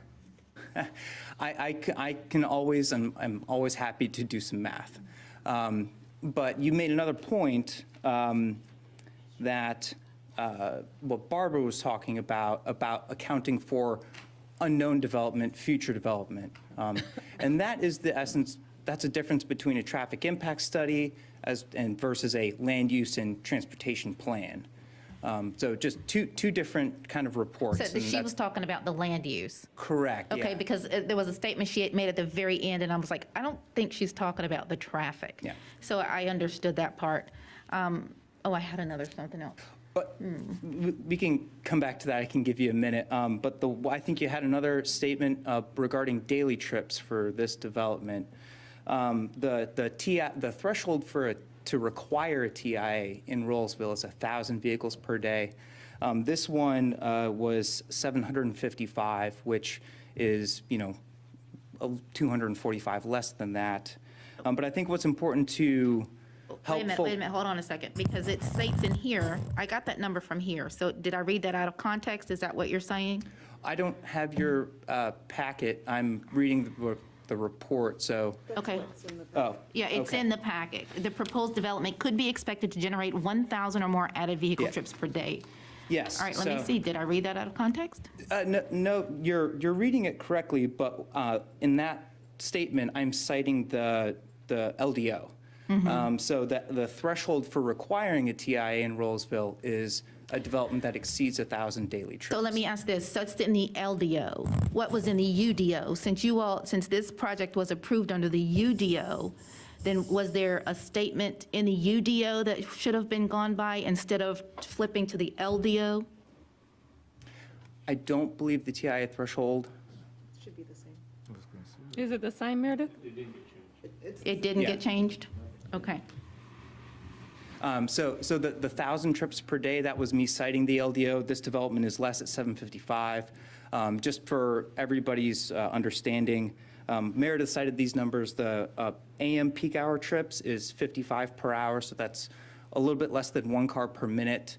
The PM peak hour is 69 vehicles, so that's a little bit more than 1 car per minute. So I hope that kind of gives everybody a little bit of perspective there. But that's only for this development. That's correct. Just That's only for clarifying. this development. Okay, Yep. thank you. So that's 755 daily trips for this development throughout the day. In a 24-hour period, yes.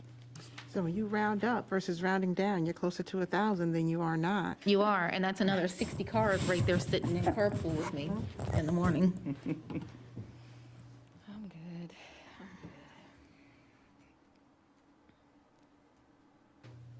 Okay, any other comments? Hadn't heard anything from a couple commissioners. If Diane? this wasn't mixed, I do have a question. If this wasn't mixed and it was all single-family homes, did you have a number for that as well? Yes, ma'am. Because it's gonna get built. That development's gonna, somebody's gonna build something on it. So I'm a little curious on just the single-family homes. The density goes down to about 1.9 units an acre, which is well below what you're predicting and specifying for this area of Rolesville. So 1.9, approximately how many houses is that? About 70, 60, Would 70? somebody please add 20? Two? No, maybe it's less than that, How many actually. single-family So are it'd just in be there? 2 times 32, so Yeah, okay. 64. Yeah, it's actually 27 plus 27, yeah. Okay. Yeah, exactly. Where the townhouses are, we can fit another 25 to 27 lots. Yeah, the new LDO has the conservation neighborhood in it, though. Say So that that again, would, Ronnie, that I'm would sorry. change it a little bit, wouldn't it? If they use the conservation. Conservation subdivision, Oh, typically you get similar density, it's just a different lot So it'd dimensions. still be the 1.9, you think? Reasonable. She said something about 2 as well. So it's 1.9, probably about 2, well, about 2, averaging 2. Those are bigger lots. Just one other question I have for you, Meredith. On Greenways, in other municipalities that you've seen, that connection to the Greenway, is that just a standard? Standard to have a greenway. Just have that as a requirement, as a part of your development ordinance? What I have seen in other communities I've worked in, whether it's been as a employee or a consultant, most communities have a greenway plan, and that's part of the analysis like we've done here, and then the LDO says you provide the connection. The connection, it's just a given, is what I'm trying to clarify. I would say over the last decade, yes, it's become more of a given. People Gotcha. expect that, All right, especially okay. in our area. I just wanted to clarify. Thank you so much. Okay, any other discussion? No, I just have a comment. For all the traffic that's going on for Roseville High, right? I understand. I even see it myself. My question is, Heritage High have a stoplight, a traffic light. Why can't we just do the same thing for Roseville? Make things a little bit easier and more. D-O-T. Lights down. D-O-T. Okay, that's a phone call. That's not a phone call. You can call, you can call, you can call. So it has to be warranted and approved by DOT. We don't get to make that decision. So those are responsibilities that would come from them. Yep, that's for DOT to decide. We can ask them, but they're going to say, well, we're going to do a study and see if it's warranted. We had the same issue here on Jonesville Road because they were building, the bypass wasn't even built yet, but it was anticipated with the bypass coming, we weren't going to need a light here. So they would not build that light. We didn't get that light until, what's the school over here? Roseville Till the Charter. Roseville Charter was built. They helped with that, and we got it warranted after that, but they would not let it be built. And even sometimes with the traffic light, you only get so many cars through there because there's so much traffic already on the road anyway. That used to happen on South Main Street in Redford Place. As soon as the light would turn, you get like 4 or 5 cars out there and you're That's too still long. stuck in traffic. So it takes even longer. And I think Heritage doesn't come out on Rogers Road. It comes out on Forest Road, which goes to traffic light on Rolesville Road. So. And I will tell you, because the first year they brought that light there, my son was a student at that high school, there were accidents there all the time because people were trying to beat that light. Is Forestville Road a DOT road? Do y'all know? It's a state road. I It's a think. state road, too. State road, okay. Any else? So I wanted to add something real quick. I like the plan. I understand the traffic issues that we keep talking about, everything else. But I also know what the developer's talking about too. We give you a standard, it's like giving somebody directions. These are the directions we want you to follow. We go through, we do a whole transportation study and it says, this is what we're gonna do. And then you bring it and it matches that and then we say, we don't like that. Like, that's the biggest issue I have. If our transportation plan tells you to put 90-foot roadway, then that's the issue. I don't see any issue with it. If I had something that's different, that would be different. But we've gone through the whole process of getting that plan approved and everything else. Everybody's approved it. And that's the directions and that's the instructions to follow to make your plan. And if you're coming under that with your units and everything else, that's what I see here. But the difference is they're adding townhomes versus a single-family homes.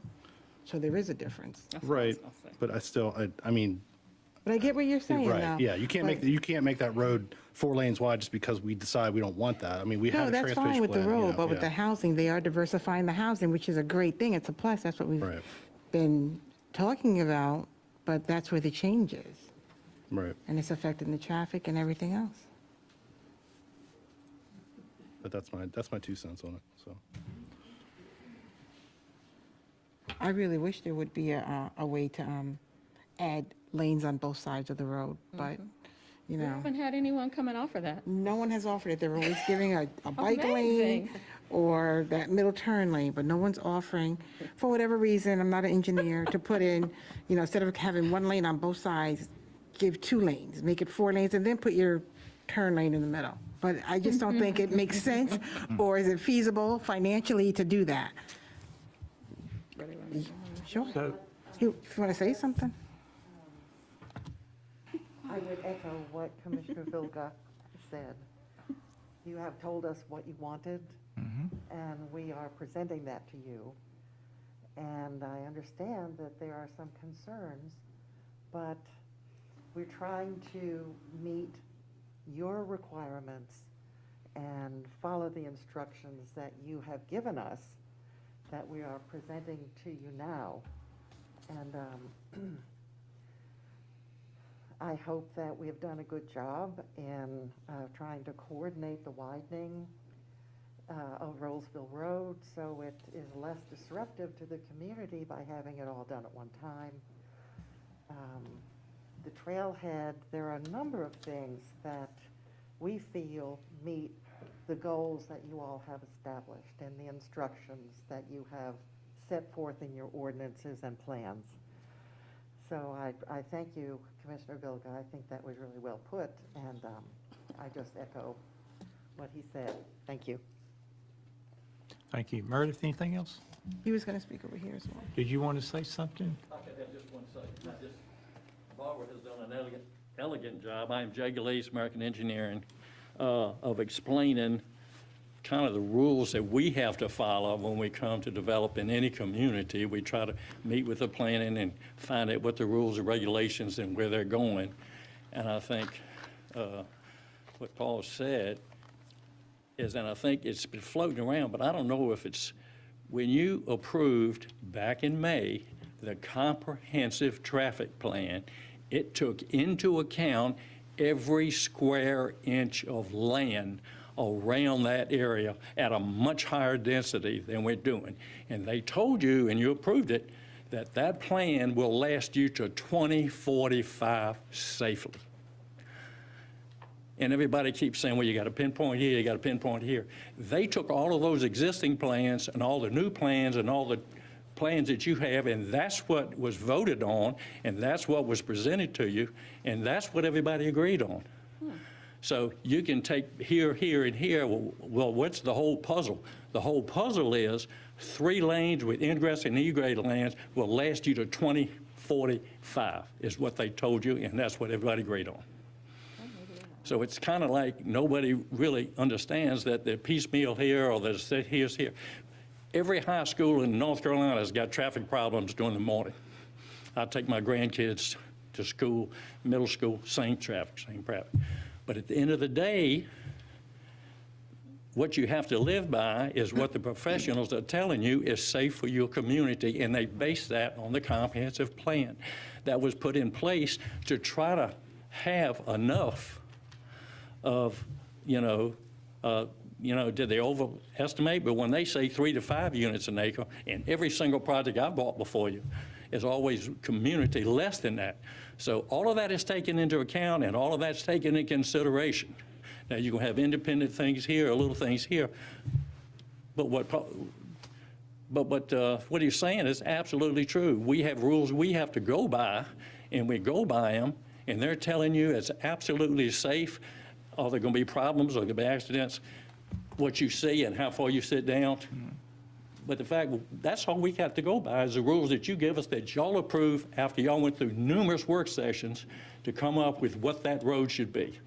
And that's what we're doing. And in addition to that, the 3 lanes that'll travel smooth is we've got ingress and egress lanes that get you off of that to do that. Can you imagine what a full 4-lane raceway put in right now before the traffic comes, what kind of raceway that would be? I mean, we only have one set of rules to follow, and that's what you give us and what y'all approve, and that's what we've done. So we would appreciate any consideration for that matter, because it's not a piecemeal. It was all thoroughly thought out and thoroughly put into place. And if you go back through your notes and look at what was presented to you, that's where you are. And that's the only thing we have to go on. So, thank you. How many Thank homes again? thank you. 69. Okay, we're going to wrap this up, I think. Meredith, did you have anything else? Nothing else, just to advance the slide to remind you, there are 2 separate motions, one for the annexation, one for the rezoning. Gotcha. Yeah, that's kind of where we're at. So that was my next step is this will be two separate motions. First consideration, board, do you want this property to be in the town limits of Rolesville? First consideration is that, and the second consideration is the zoning. Do you want to put this R3 zoning on the property based on the conditions that they put in there? So with that, I will, David, did you anything you wanted to say? I saw you kind of position a little bit. The only comment here is that the mayor will often advise the board that the annexation petition was submitted by the applicant in good faith as conditional upon the approval of the rezoning case. And typically, if there is not support for the rezoning case, we will just table the annexation or vote no on the annexation in order to move forward with the case. That has been the practice in the past. Right.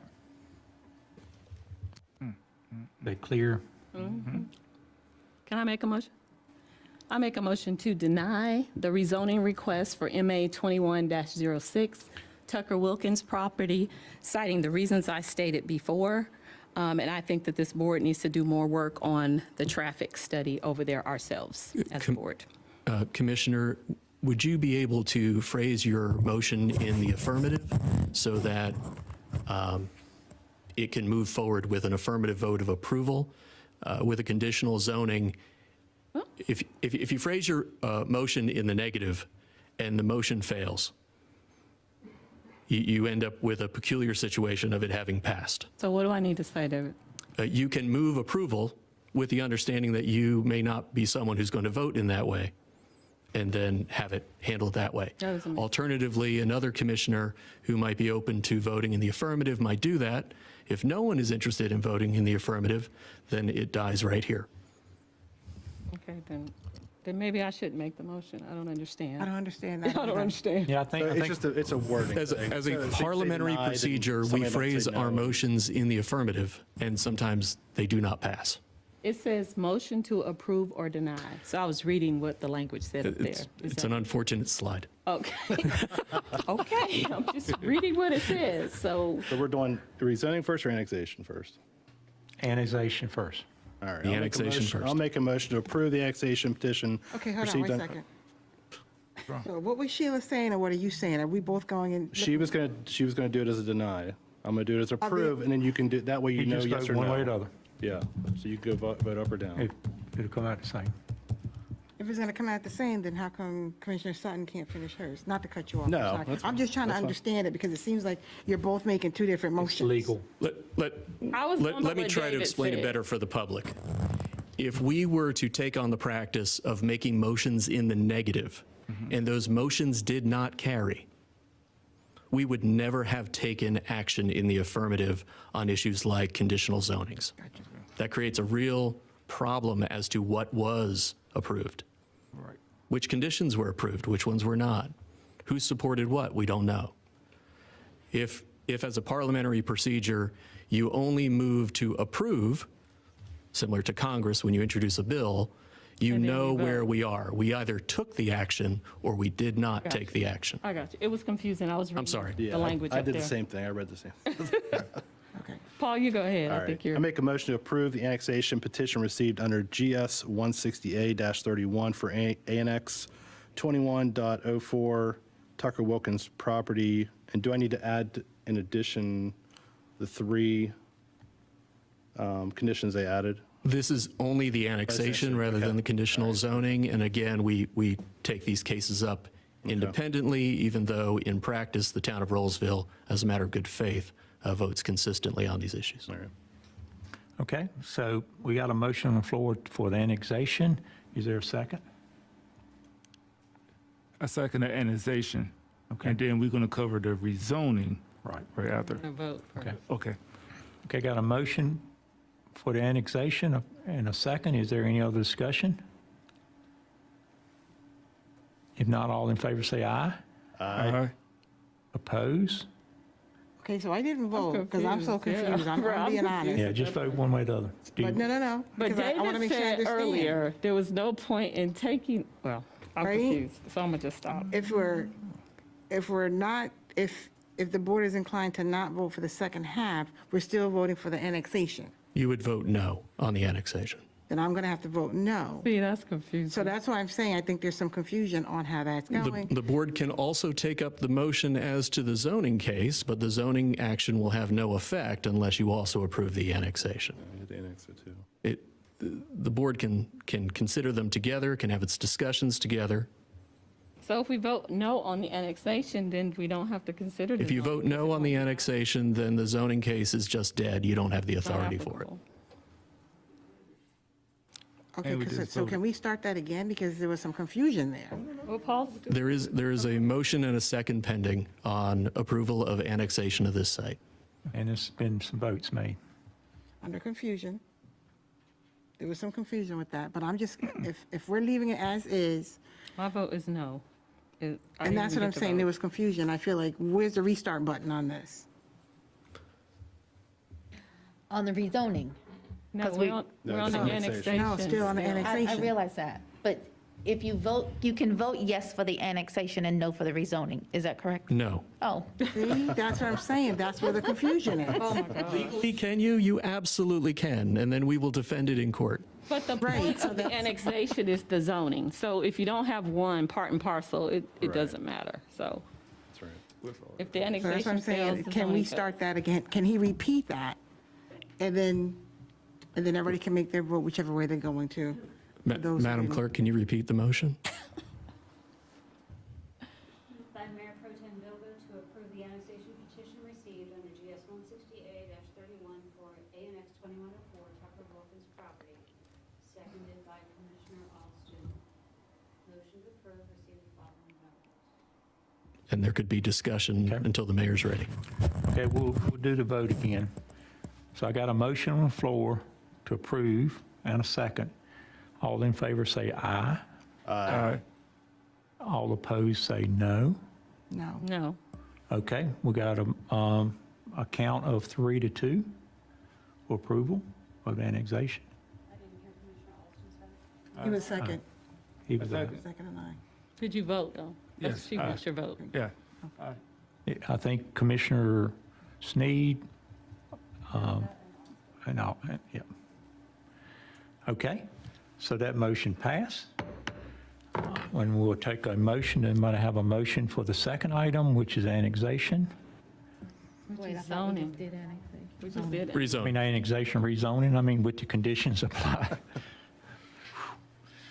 I'll make a motion to approve the rezoning request MA 21-06 Tucker Wilkins property. As Okay. amended at the hearing by the addition of the 3 additional zoning conditions previously recited. And that. Okay, so move. I'll second it. So we've got a motion and a second. All those in So favor, the second, this is to approve the rezoning. This is so we can vote on it. We approved it, so we approved the action so we can vote on it. Now we're voting. Yay or nay for the, for the rezoning. yeah. We've got a motion and a second. Is- Correct. All in favor say aye. Aye. Aye. Listen, I'm so damn lost, it's not even funny. All opposed say no. No. I'm no. No. Yes. Yes, okay, so it passes 3-2. According to my count. That was a struggle. I don't know how y'all gonna justify that. I don't know. Yeah. It was, I think we'll take a quick break, let everybody have a bio break. So, it's like let me turn. it is.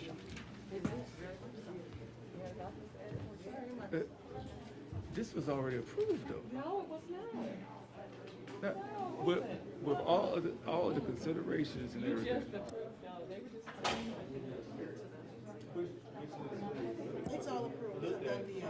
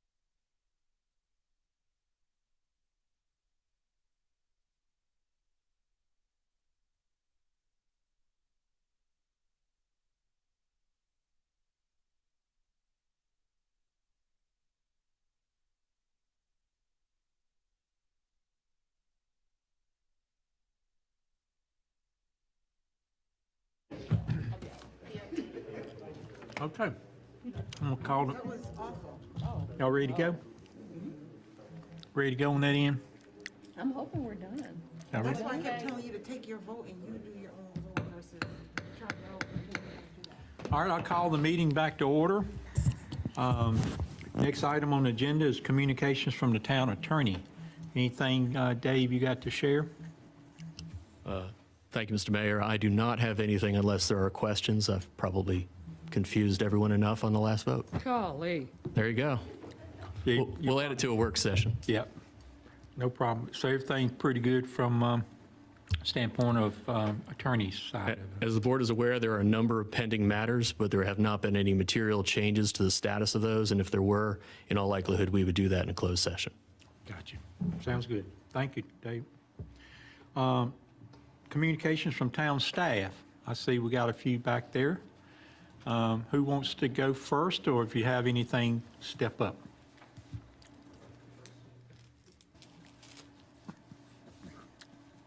Good evening again. At the planning board meeting in December, we talked about changing the meeting date. However, several board members had a strong preference for keeping the fourth Monday of the month. So for the 2022 schedule, we will be meeting the fourth Monday of the month, except for in December, which will be the third Monday of the month. Can I just say something to that real quick? Certainly. Okay, so I know that it kind of throws the town board meetings and some of the things that we do off. So is it possible to change our first and third meeting from the workshop and public meeting to public meeting and workshop, if that makes a difference? If that will help with the caseload at the end of each month? One thing we talked about today, happened to have a meeting with the town manager and the mayor to talk about some other items. That came up, and we talked about having a month between the planning board meeting and the town board business meeting. So if someone presented a case at the December planning board meeting, they wouldn't come to this meeting, they'd come to the February meeting. So there would be time to distribute materials, review them, staff to work on the report. So basically, it's going to throw everything off a month? That's a possibility. It's okay, I'm not complaining, I just want to make sure that's what I'm hearing. Yes, it would. So you used December as an example, which probably was a terrible month because. It probably was a terrible month to Yeah. use as an example, so let's, it's But probably, just 'cause I say like couldn't, if it was March. I can't remember, is January 24th the fourth Monday of the month? So instead of going January 24th and then February 1st, it would be January 24th and March 1st. Wait, January 21st? Oh, and then for planning, March 1st. Yeah, planning board would be January 24th, and then the town board meeting would be March 1st. Gotcha. So we can take a look at that.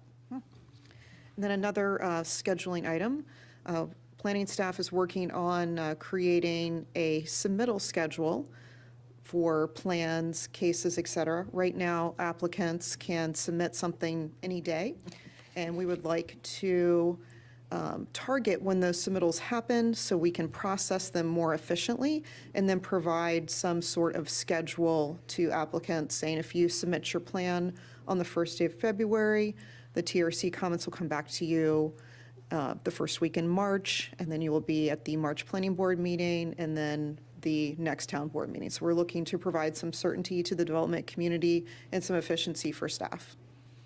So look for that to be coming out soon. And then some highlights, the most recent development report available is November. We'll have the December development report for you for your work session. Just a few highlights from November, the Carolina Legacy volleyball plans were approved.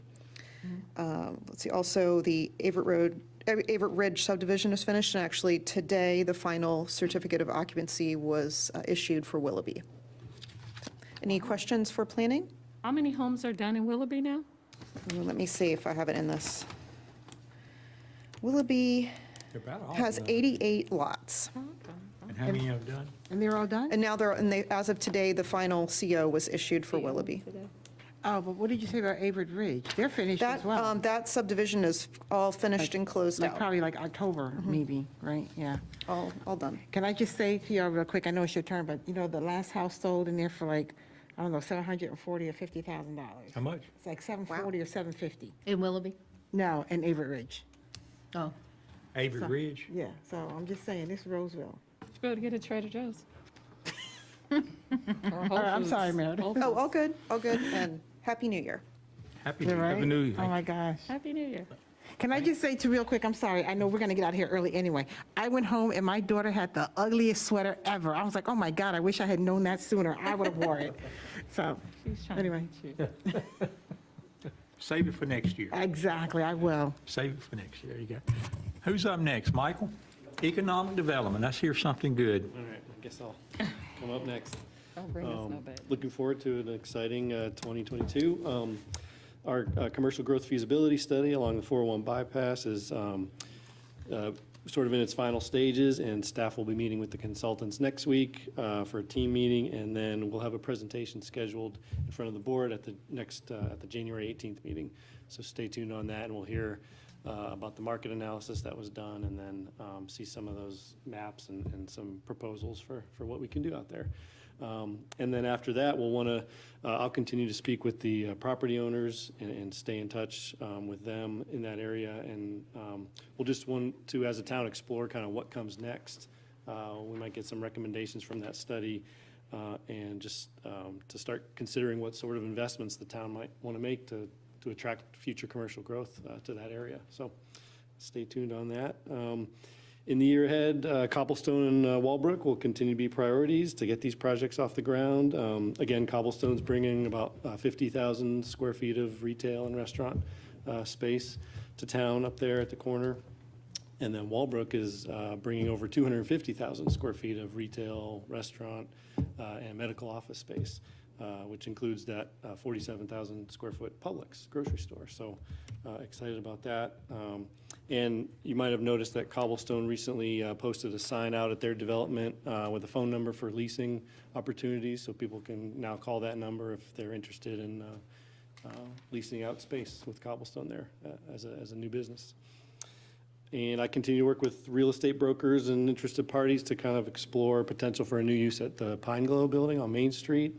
So we'll see where that goes. And we're hearing about a lot of activity along Rogers Road as well on some of the properties that are currently zoned commercial. So hope to be able to share more on that in the coming year on what's being proposed along Trader Rogers. Joe's and Target coming? Maybe. I don't know. Hey, Michael, I have a question. You mentioned Pine Glow. So what did you say, though? Well, they've moved operations to Zebulon, so that building's for sale. And so I've just been in conversations with the real estate broker and some interested parties and kind of doing something there with that building, some potential buyers, so. So I could possibly ask you this off camera, but it was sold, though, correct? It is not, I believe it's under contract. Under contract. Hasn't closed yet. Has not closed. And there's already a plan in place for what that building is going to turn into, or did I just hear wrong? But I won't go into more detail than that. There are ideas, nothing officially proposed or anything, so. Yeah, I think, you know, from the information, and you can verify this, I believe, if they put a commercial building in there, they got to come to you for approval to do that. It's got to be rezoned from industrial, commercial, so they're not going to buy anything unless they know they can do something with it, you know. Okay. So it's, my understanding it's under contract. They try to put everything together and they'll bring it to this board for you guys to decide on whether you want it to be commercial. Because it's zone industrial, I think, right? Yes, it is currently, so. So that means some kind of plant would have to go in there or Right. something. And a lot of times a potential buyer will do due diligence on a property and things like that before they make the purchase and close on the property. Okay, okay. And our downtown development group, their training sessions and workshops with Bruce Nagelin of the Department of Commerce have kind of come to a close, although he'll still be available to help the group as needed. But one thing Bruce did recommend is the group had developed a work plan and a vision statement, and he recommended that the town board kind of adopt or validate that in some way. So we'll be thinking about at some point maybe getting that before the board or present to the board at some point for approval or some type of acceptance of the work that group is planning to do. So that's it. Very good. Thank you. All right, thank you. Appreciate that. Good job, Michael. Very exciting. Good work from Economic Development. Any other staff? All right, got Lisa coming up tonight. Hey, Lisa, Happy New Year. Happy New Year, everybody. Good Happy evening. New Year. I am happy to announce that we started our in-house diversity, equity, and inclusion training today. We had the very first session with the police department. We're going to have another session on Thursday with the police department, and then we're going to roll it out to the rest of the staff. And I might be biased, but I think it went very, very well. It was well received. Staff were engaged, they participated, and they seemed genuinely excited about the overall endeavor. And I'm going to be bringing more information to you all on the 18th, but just so you'll have it in the back of your minds, the name of the program is The Reflection Connection. When I look at you, I see me. That's the whole name? Yes. Question, so the police department, that was everybody, not just like the chief and the captain? Correct. They had to break it up into two sections because of their scheduling. But yes, it's everybody. And every town employee is going to participate in that training. What is it called again, the reflection what? The Reflection Connection. Okay, and then there was something else? When I look at you, I see me. Oh, nice. Well, I wish we get a little taste of that sometimes too, as commissioners. I'm just saying, we have all these retreats and stuff. Give me something like to. Treat to. You know what I mean? Exactly. Let us all, we are a diverse group here. I would like to see us have some, not too condensed or watered down, but a version of what you all are getting. I think that would be great. Just let me know when. Thank you. So you want us to do it as a group? Yes. Because it'd be an open meeting thing, wouldn't it? Well, Our our retreat's retreats are gonna be not. open meeting? Yeah. Our retreat, well, they're televised, but, oh. Well, wait a second. Are they always? Yes, ma'am. Yeah. We just, nobody comes. I am sorry if that has been the case. Oh, okay, I'm sorry. Maybe that's what it is then. That is a fact. Okay, all right, gotcha. Thank you. All right, well, they may come for this. Thank you, Lisa. You're welcome. Appreciate it. Great work. Good job. Just got job you're doing there. Anyone else?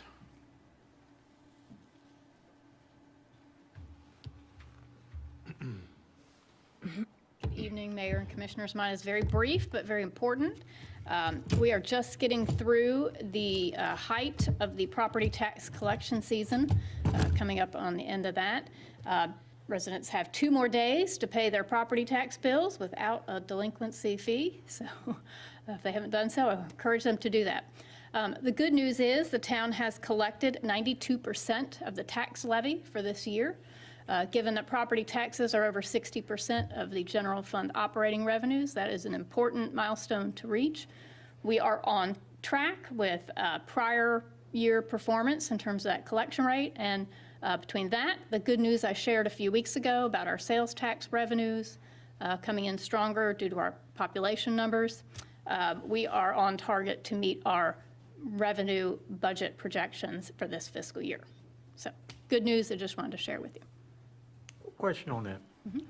You're saying we got 2 days before you hit the late, which is a penalty, I think, right? It's a pretty significant penalty. Yeah, I think it starts accruing interest after the 6th. So did that come to us, or Wake County, or what?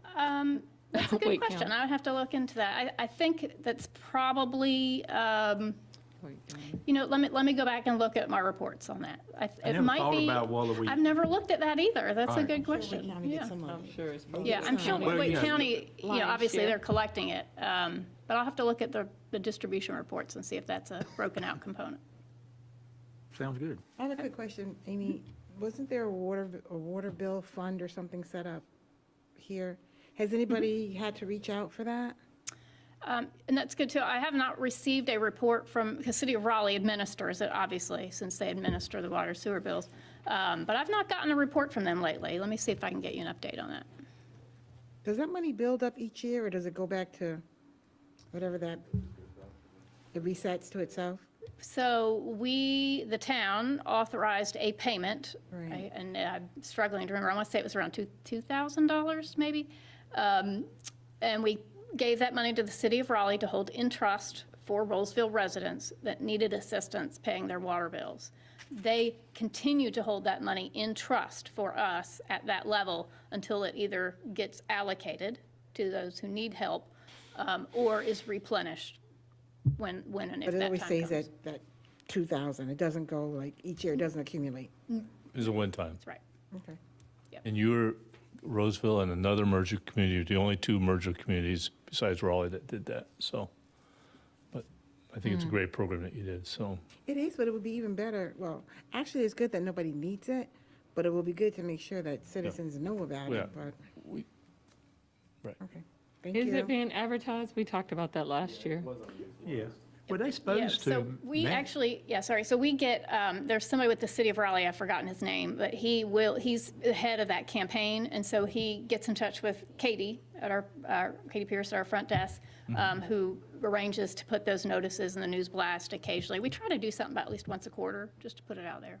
And then I read in our last water bill that just came in last week, there's in their Raleigh newsletter, there's also a segment about it. Anything else? That's it. Thank you, Amy. Thanks. Appreciate that. All right, anybody else? JG?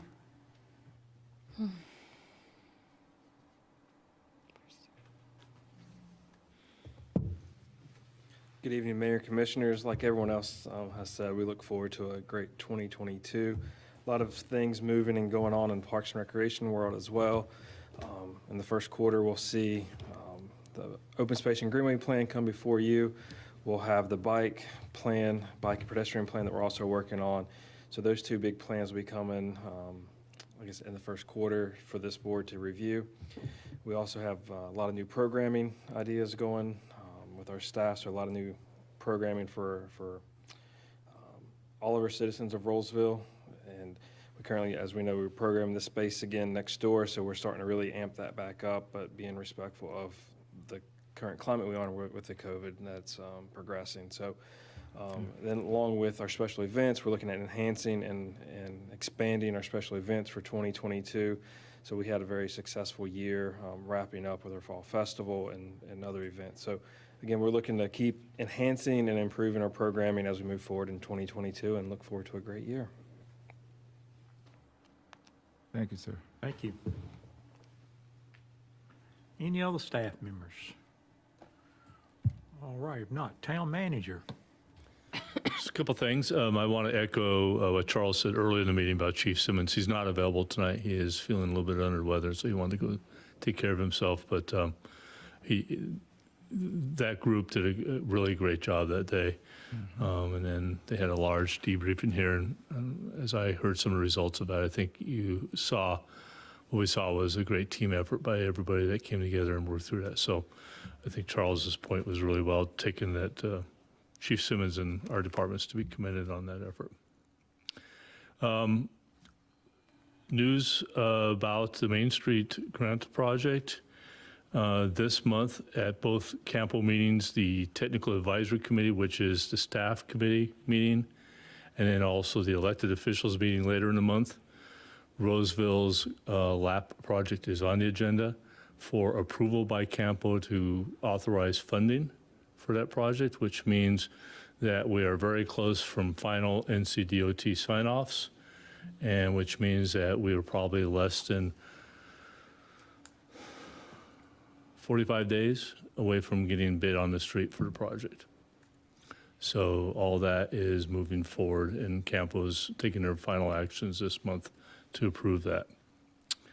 One of the victims of the storm yesterday morning was our flagpole. I think that's our third flagpole over the town hall history here, and I think we'll make a decision to make a bigger and better flagpole, put a better flagpole. The one that we abandoned up there, is that one? It might be a reuse, but it may be eligible to I come was down here wondering too. if we could move that Right. one down here. Right. 'Cause that was better than this pole, I think. Oh, yeah, that's a real pole. This is a off-the-shelf hardware pole. Right. So I think that was a good. I agree, yeah. It can be moved. You've all talked about, but just a reminder, February 4th is your retreat, 10 to 5. More information coming on that, forthcoming on that, and that you should have that in your calendar. You said 10 to 5 or 12? 10 to 5. I think I saw that somewhere recently. Okay, and then as Meredith said, we had a meeting today, talk a little bit about board interaction with your boards, Parks and Rec Board and Planning Board, and following up one of your conversations you had a couple months ago about an interest in meeting with the Planning Board sooner than later, just about kind of open-ended topics, including topics like tonight and such. And we think it'd be useful to do that in March or April. So if you concur, we'll start working towards that and working with both bodies to have a joint meeting to talk about various planning issues and items. And, you know, what are other amendments of the LDO are we thinking about? Anything else that's on your mind planning-wise? So good time to do that, and we'll get that scheduled here soon and let you know. We'll probably do it the same time we normally do a work session, so it'll be that third Tuesday in March, more likely, or that third Tuesday in April, depends on our schedule. And then another item that the mayor has been interested in, I'll just bring it up, Mayor, and you can add to it, is recognizing those boards a little bit more. And I think we've talked about this a couple times during my time here. What can we do to recognize our volunteers, particularly those on the advisory boards? And one of the ideas is that April is National Volunteerism Month. And it's a good time potentially to take opportunity for you all to sit down with your advisory boards and thank them and talk a little bit amongst yourself more informally and recognize them. And so Robin is going to work on a proposal that we'll share with you in a couple weeks and see if it works for you, and probably targeting an April kind of time, maybe even a dinner timeline or something like that, where we can sit down with your advisory boards and spend some time with them in an informal dinner setting to thank them. And I will tell you that they have said that to me, and I did share that with somebody, I'm not sure if it was Ronnie and you, that it means a lot to have that recognition, that conversation.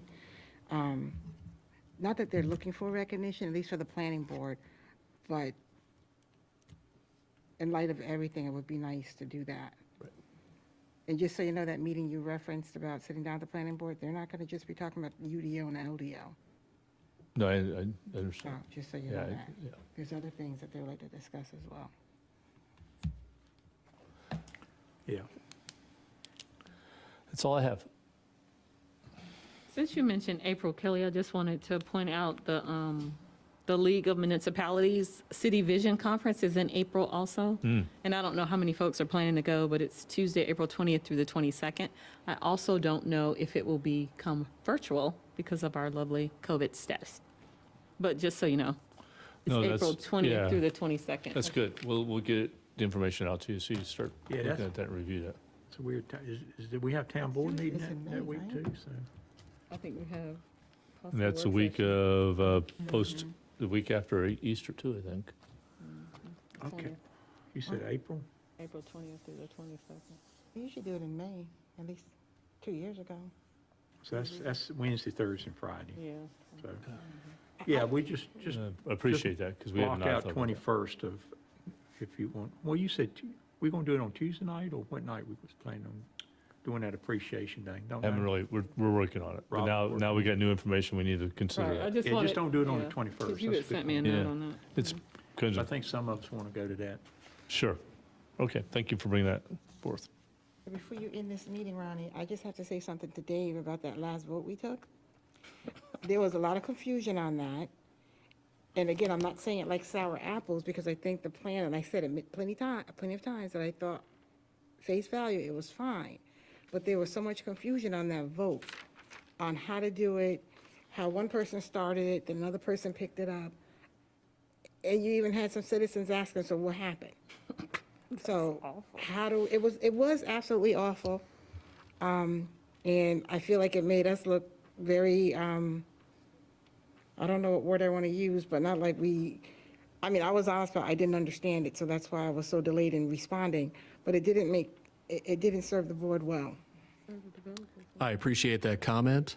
And as I mentioned to the manager during our recess, this is something that we need to come back to either in a workshop or in a work session or in the retreat. A number of commissioners have mentioned to me in the year and a half that I've been the town attorney that some of the parliamentary pieces become challenging if we don't either cover them as often enough or ever, or if there's, is there an opportunity to have a cheat sheet so that we can do these sort of things? But I appreciate that, and I'm sorry that it went that way. If there is anything good to come of it, it is that you took action on both motions in such a way that there will be no legal challenge. And if we had done it a different way, we could have had a problem. I guess I won't say that that's not important, because it is, but I just don't feel like, Sheila and I, next to Ronnie, have been on this board the longest, and I think we were very confused on how that happened.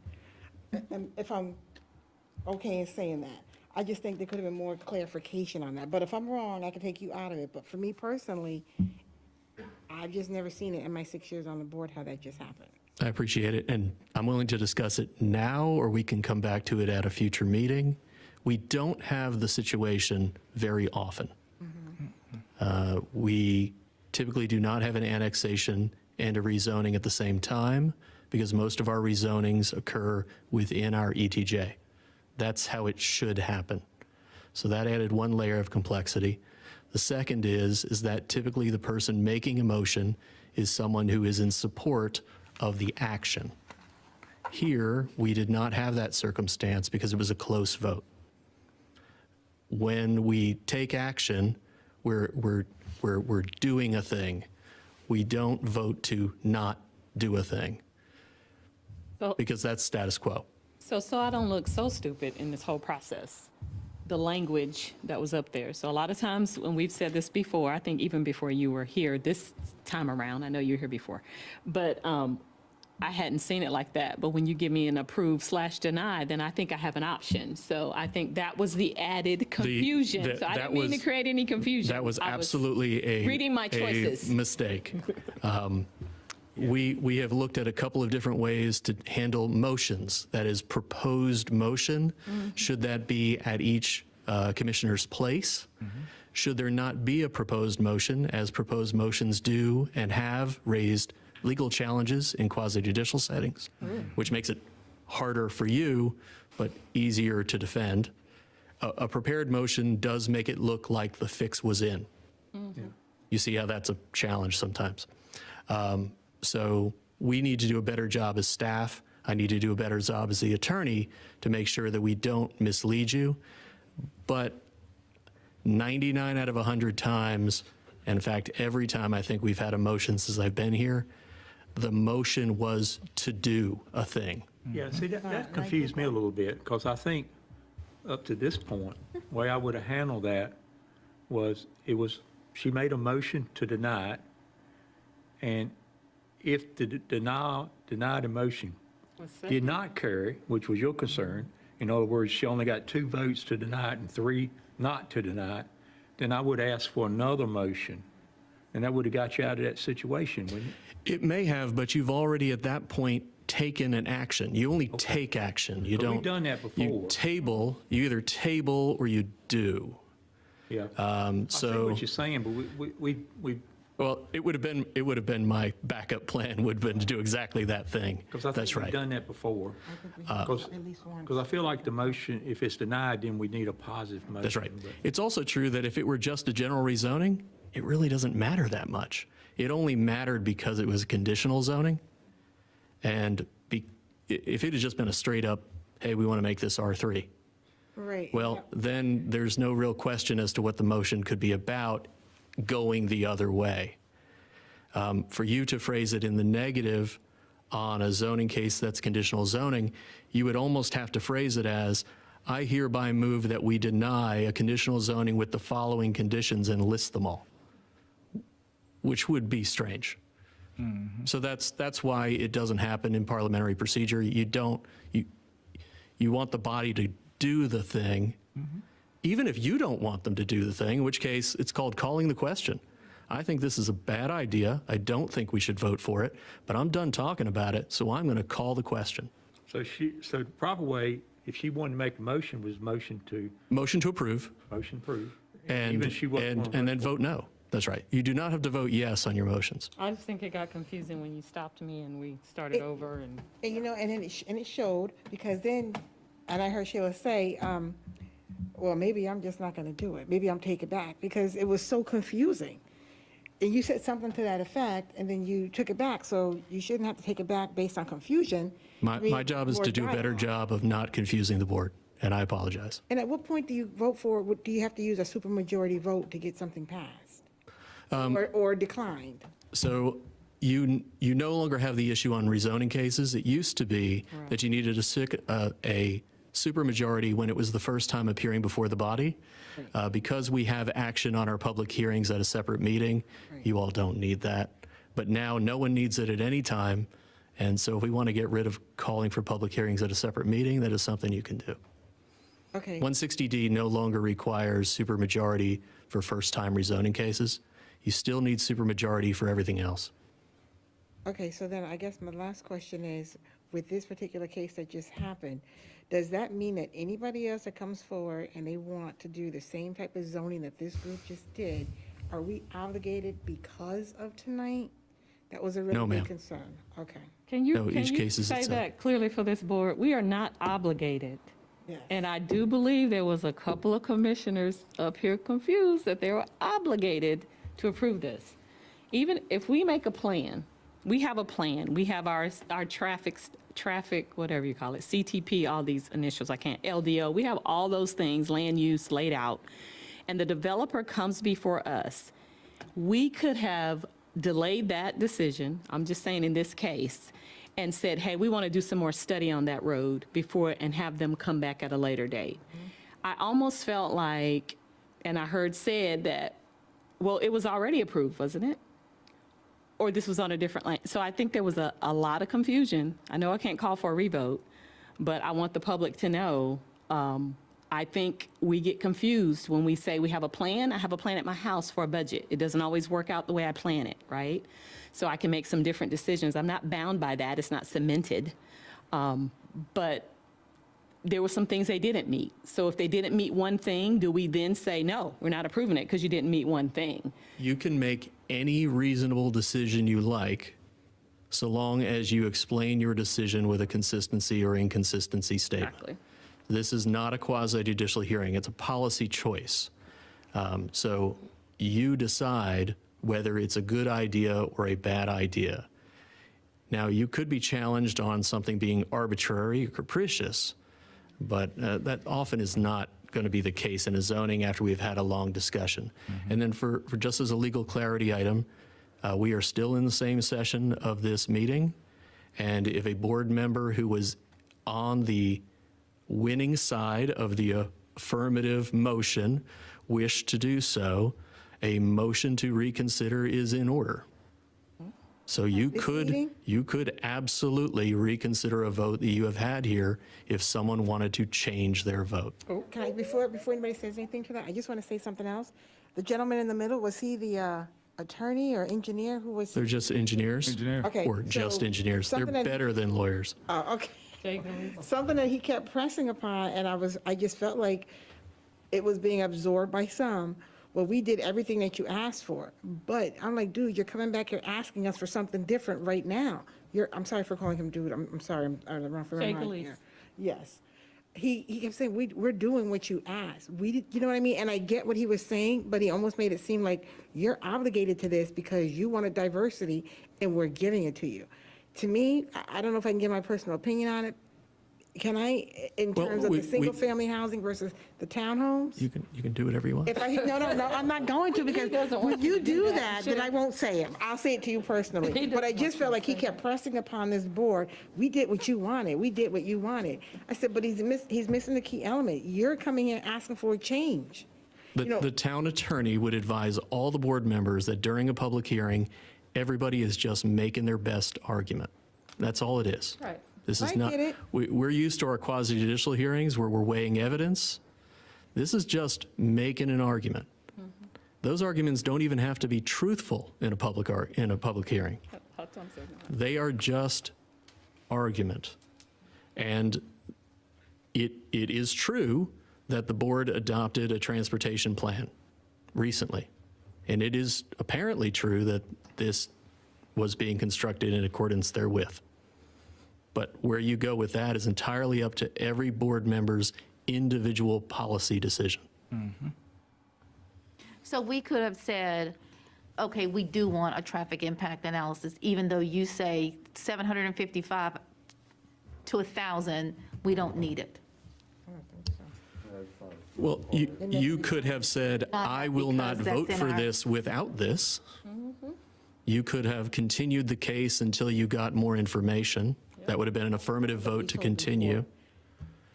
But it was already gone. But you have all sorts of powers in a legislative setting.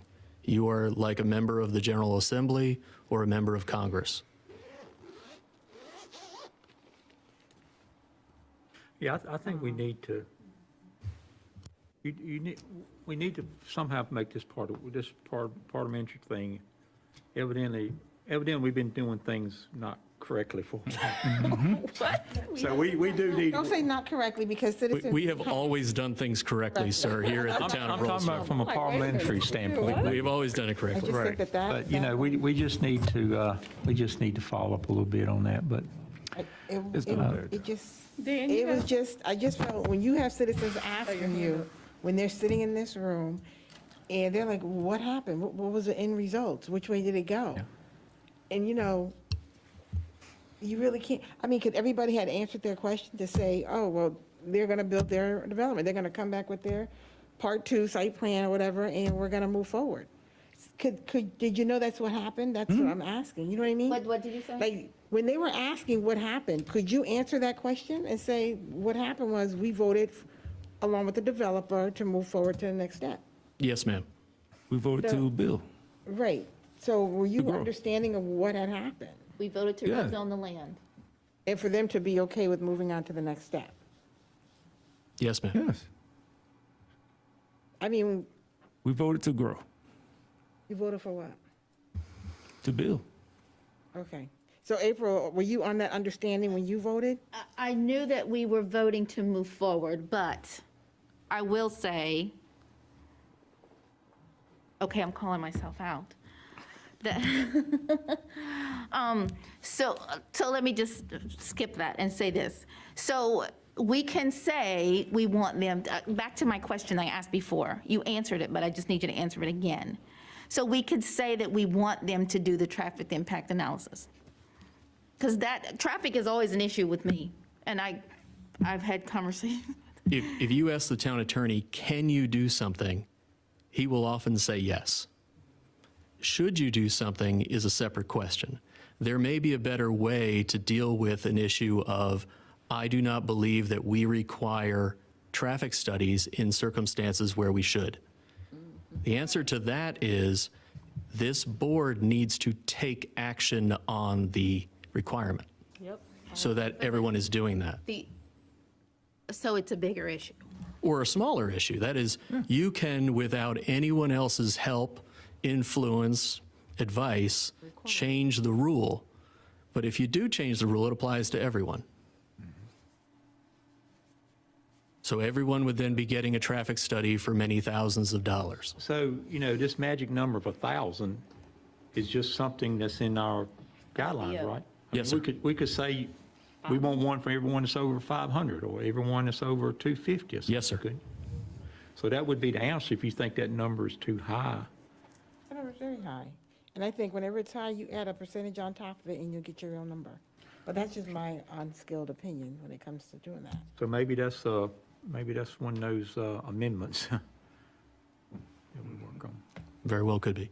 But again, if the applicant is not satisfying you that you should be voting for their proposal, which is just a petition, then the answers are to vote no, or to suggest a change to what they're proposing, or to continue it for more time to get more information. Okay. David, I don't think you'll talk your way out of this one, so let's, any more from the board? And I think you got your comments out. Any more from April? I see April down I there. don't know if I have any comments. Okay. All right, my closing, It's all good. my closing comments is, I'm not giving it back. It's all good. I think it was a learning experience for all of us, definitely. But I just felt like there was a lot of hemming and hawing, and everyone looking at everyone, and, we're a little surprised here, a little surprised there, or not. But I do feel like we weren't at the top of our game tonight as a board, only because there was some confusion and something new that was happening for us. And I'm not That is blaming on you. entirely the town attorney's fault. But I'm not blaming that on you. Yes, it because is. That's my If you job. want to take it, you can have it, but I wasn't pointing my finger at you. I am taking it. that's two, the coat, and now this one, Oh, no, I'm not apologizing. It's my coat. That's right. But on the coat, I just want to thank all the board members and your spouses and all for coming to the Mayor's Association dinner. I thought that went very well. Thanks to Robin. Rolesville hosted it this year. So, Robin did a very good job of hosting that. I think it went very well, and thank you for that. And as you saw on there, for some reason, I'm not sure, they picked me to be president of the association, so That's because you paid them all off, right? I guess so. Nobody else would do it, maybe. Is that kind of maybe the flavor of the thing? But just appreciate the support and everybody that came out for that. I'll end up on one note, Mayor Show next week, next Thursday night. I'm going to have Martin Samick, which is the head coach of the Rolesville football team, on the show, which is going to be pretty exciting. Talk to him a little bit about the past year and kind of what he's expecting to happen, the new year coming up. Thought it'd be a very interesting topic of, maybe discuss how the community can support the school and athletics and the programs out there. So very exciting to have him on there. I know he's a very busy person, to have him coming on. And then. So shy. He's so quiet. He's so shy. I know. I have to bring him out of that. Have to bring him out of there. Yeah. Have to calm him down. Rev them engines up, right? Yeah. So. Oh, my gosh, no. And also, the second person is Terry Simmons. Most of you know Terry. She's one of our local business person. We'll talk a little bit about the upcoming tax season. Kind of what, if there's any new rules around that and what everybody can expect on that. I thought it'd be kind of interesting with that coming up. And also, as many of you may know, she started this foundation called Thorn into Roses, I think. Rose. And it has to do with kids that, I guess they're, Mental health. Mental health, emotional or something, to kind of help them out, which I think is a very good cause. And we'll be talking about the foundation, how people can kind of support that. So if you're available to watch, join. It'll be next Thursday night. And with that, thank you, board members. I really have to say, we got a great board of commissioners here. Y'all put a lot of passion, a lot of thought. Y'all put a lot of time into it, really time into making sure, things are the best they can be. So I just really appreciate all the work the board does on that. Thank you, staff. Y'all got a lot going on. Appreciate that. David, you do good most of the time. Appreciate all the appreciate all the work you do. And with that, unless anybody got any comments, I'll adjourn the meeting. Thank you, everyone. All righty. All right. It's still before 10 o'clock, so that's a good thing. Good night, everybody.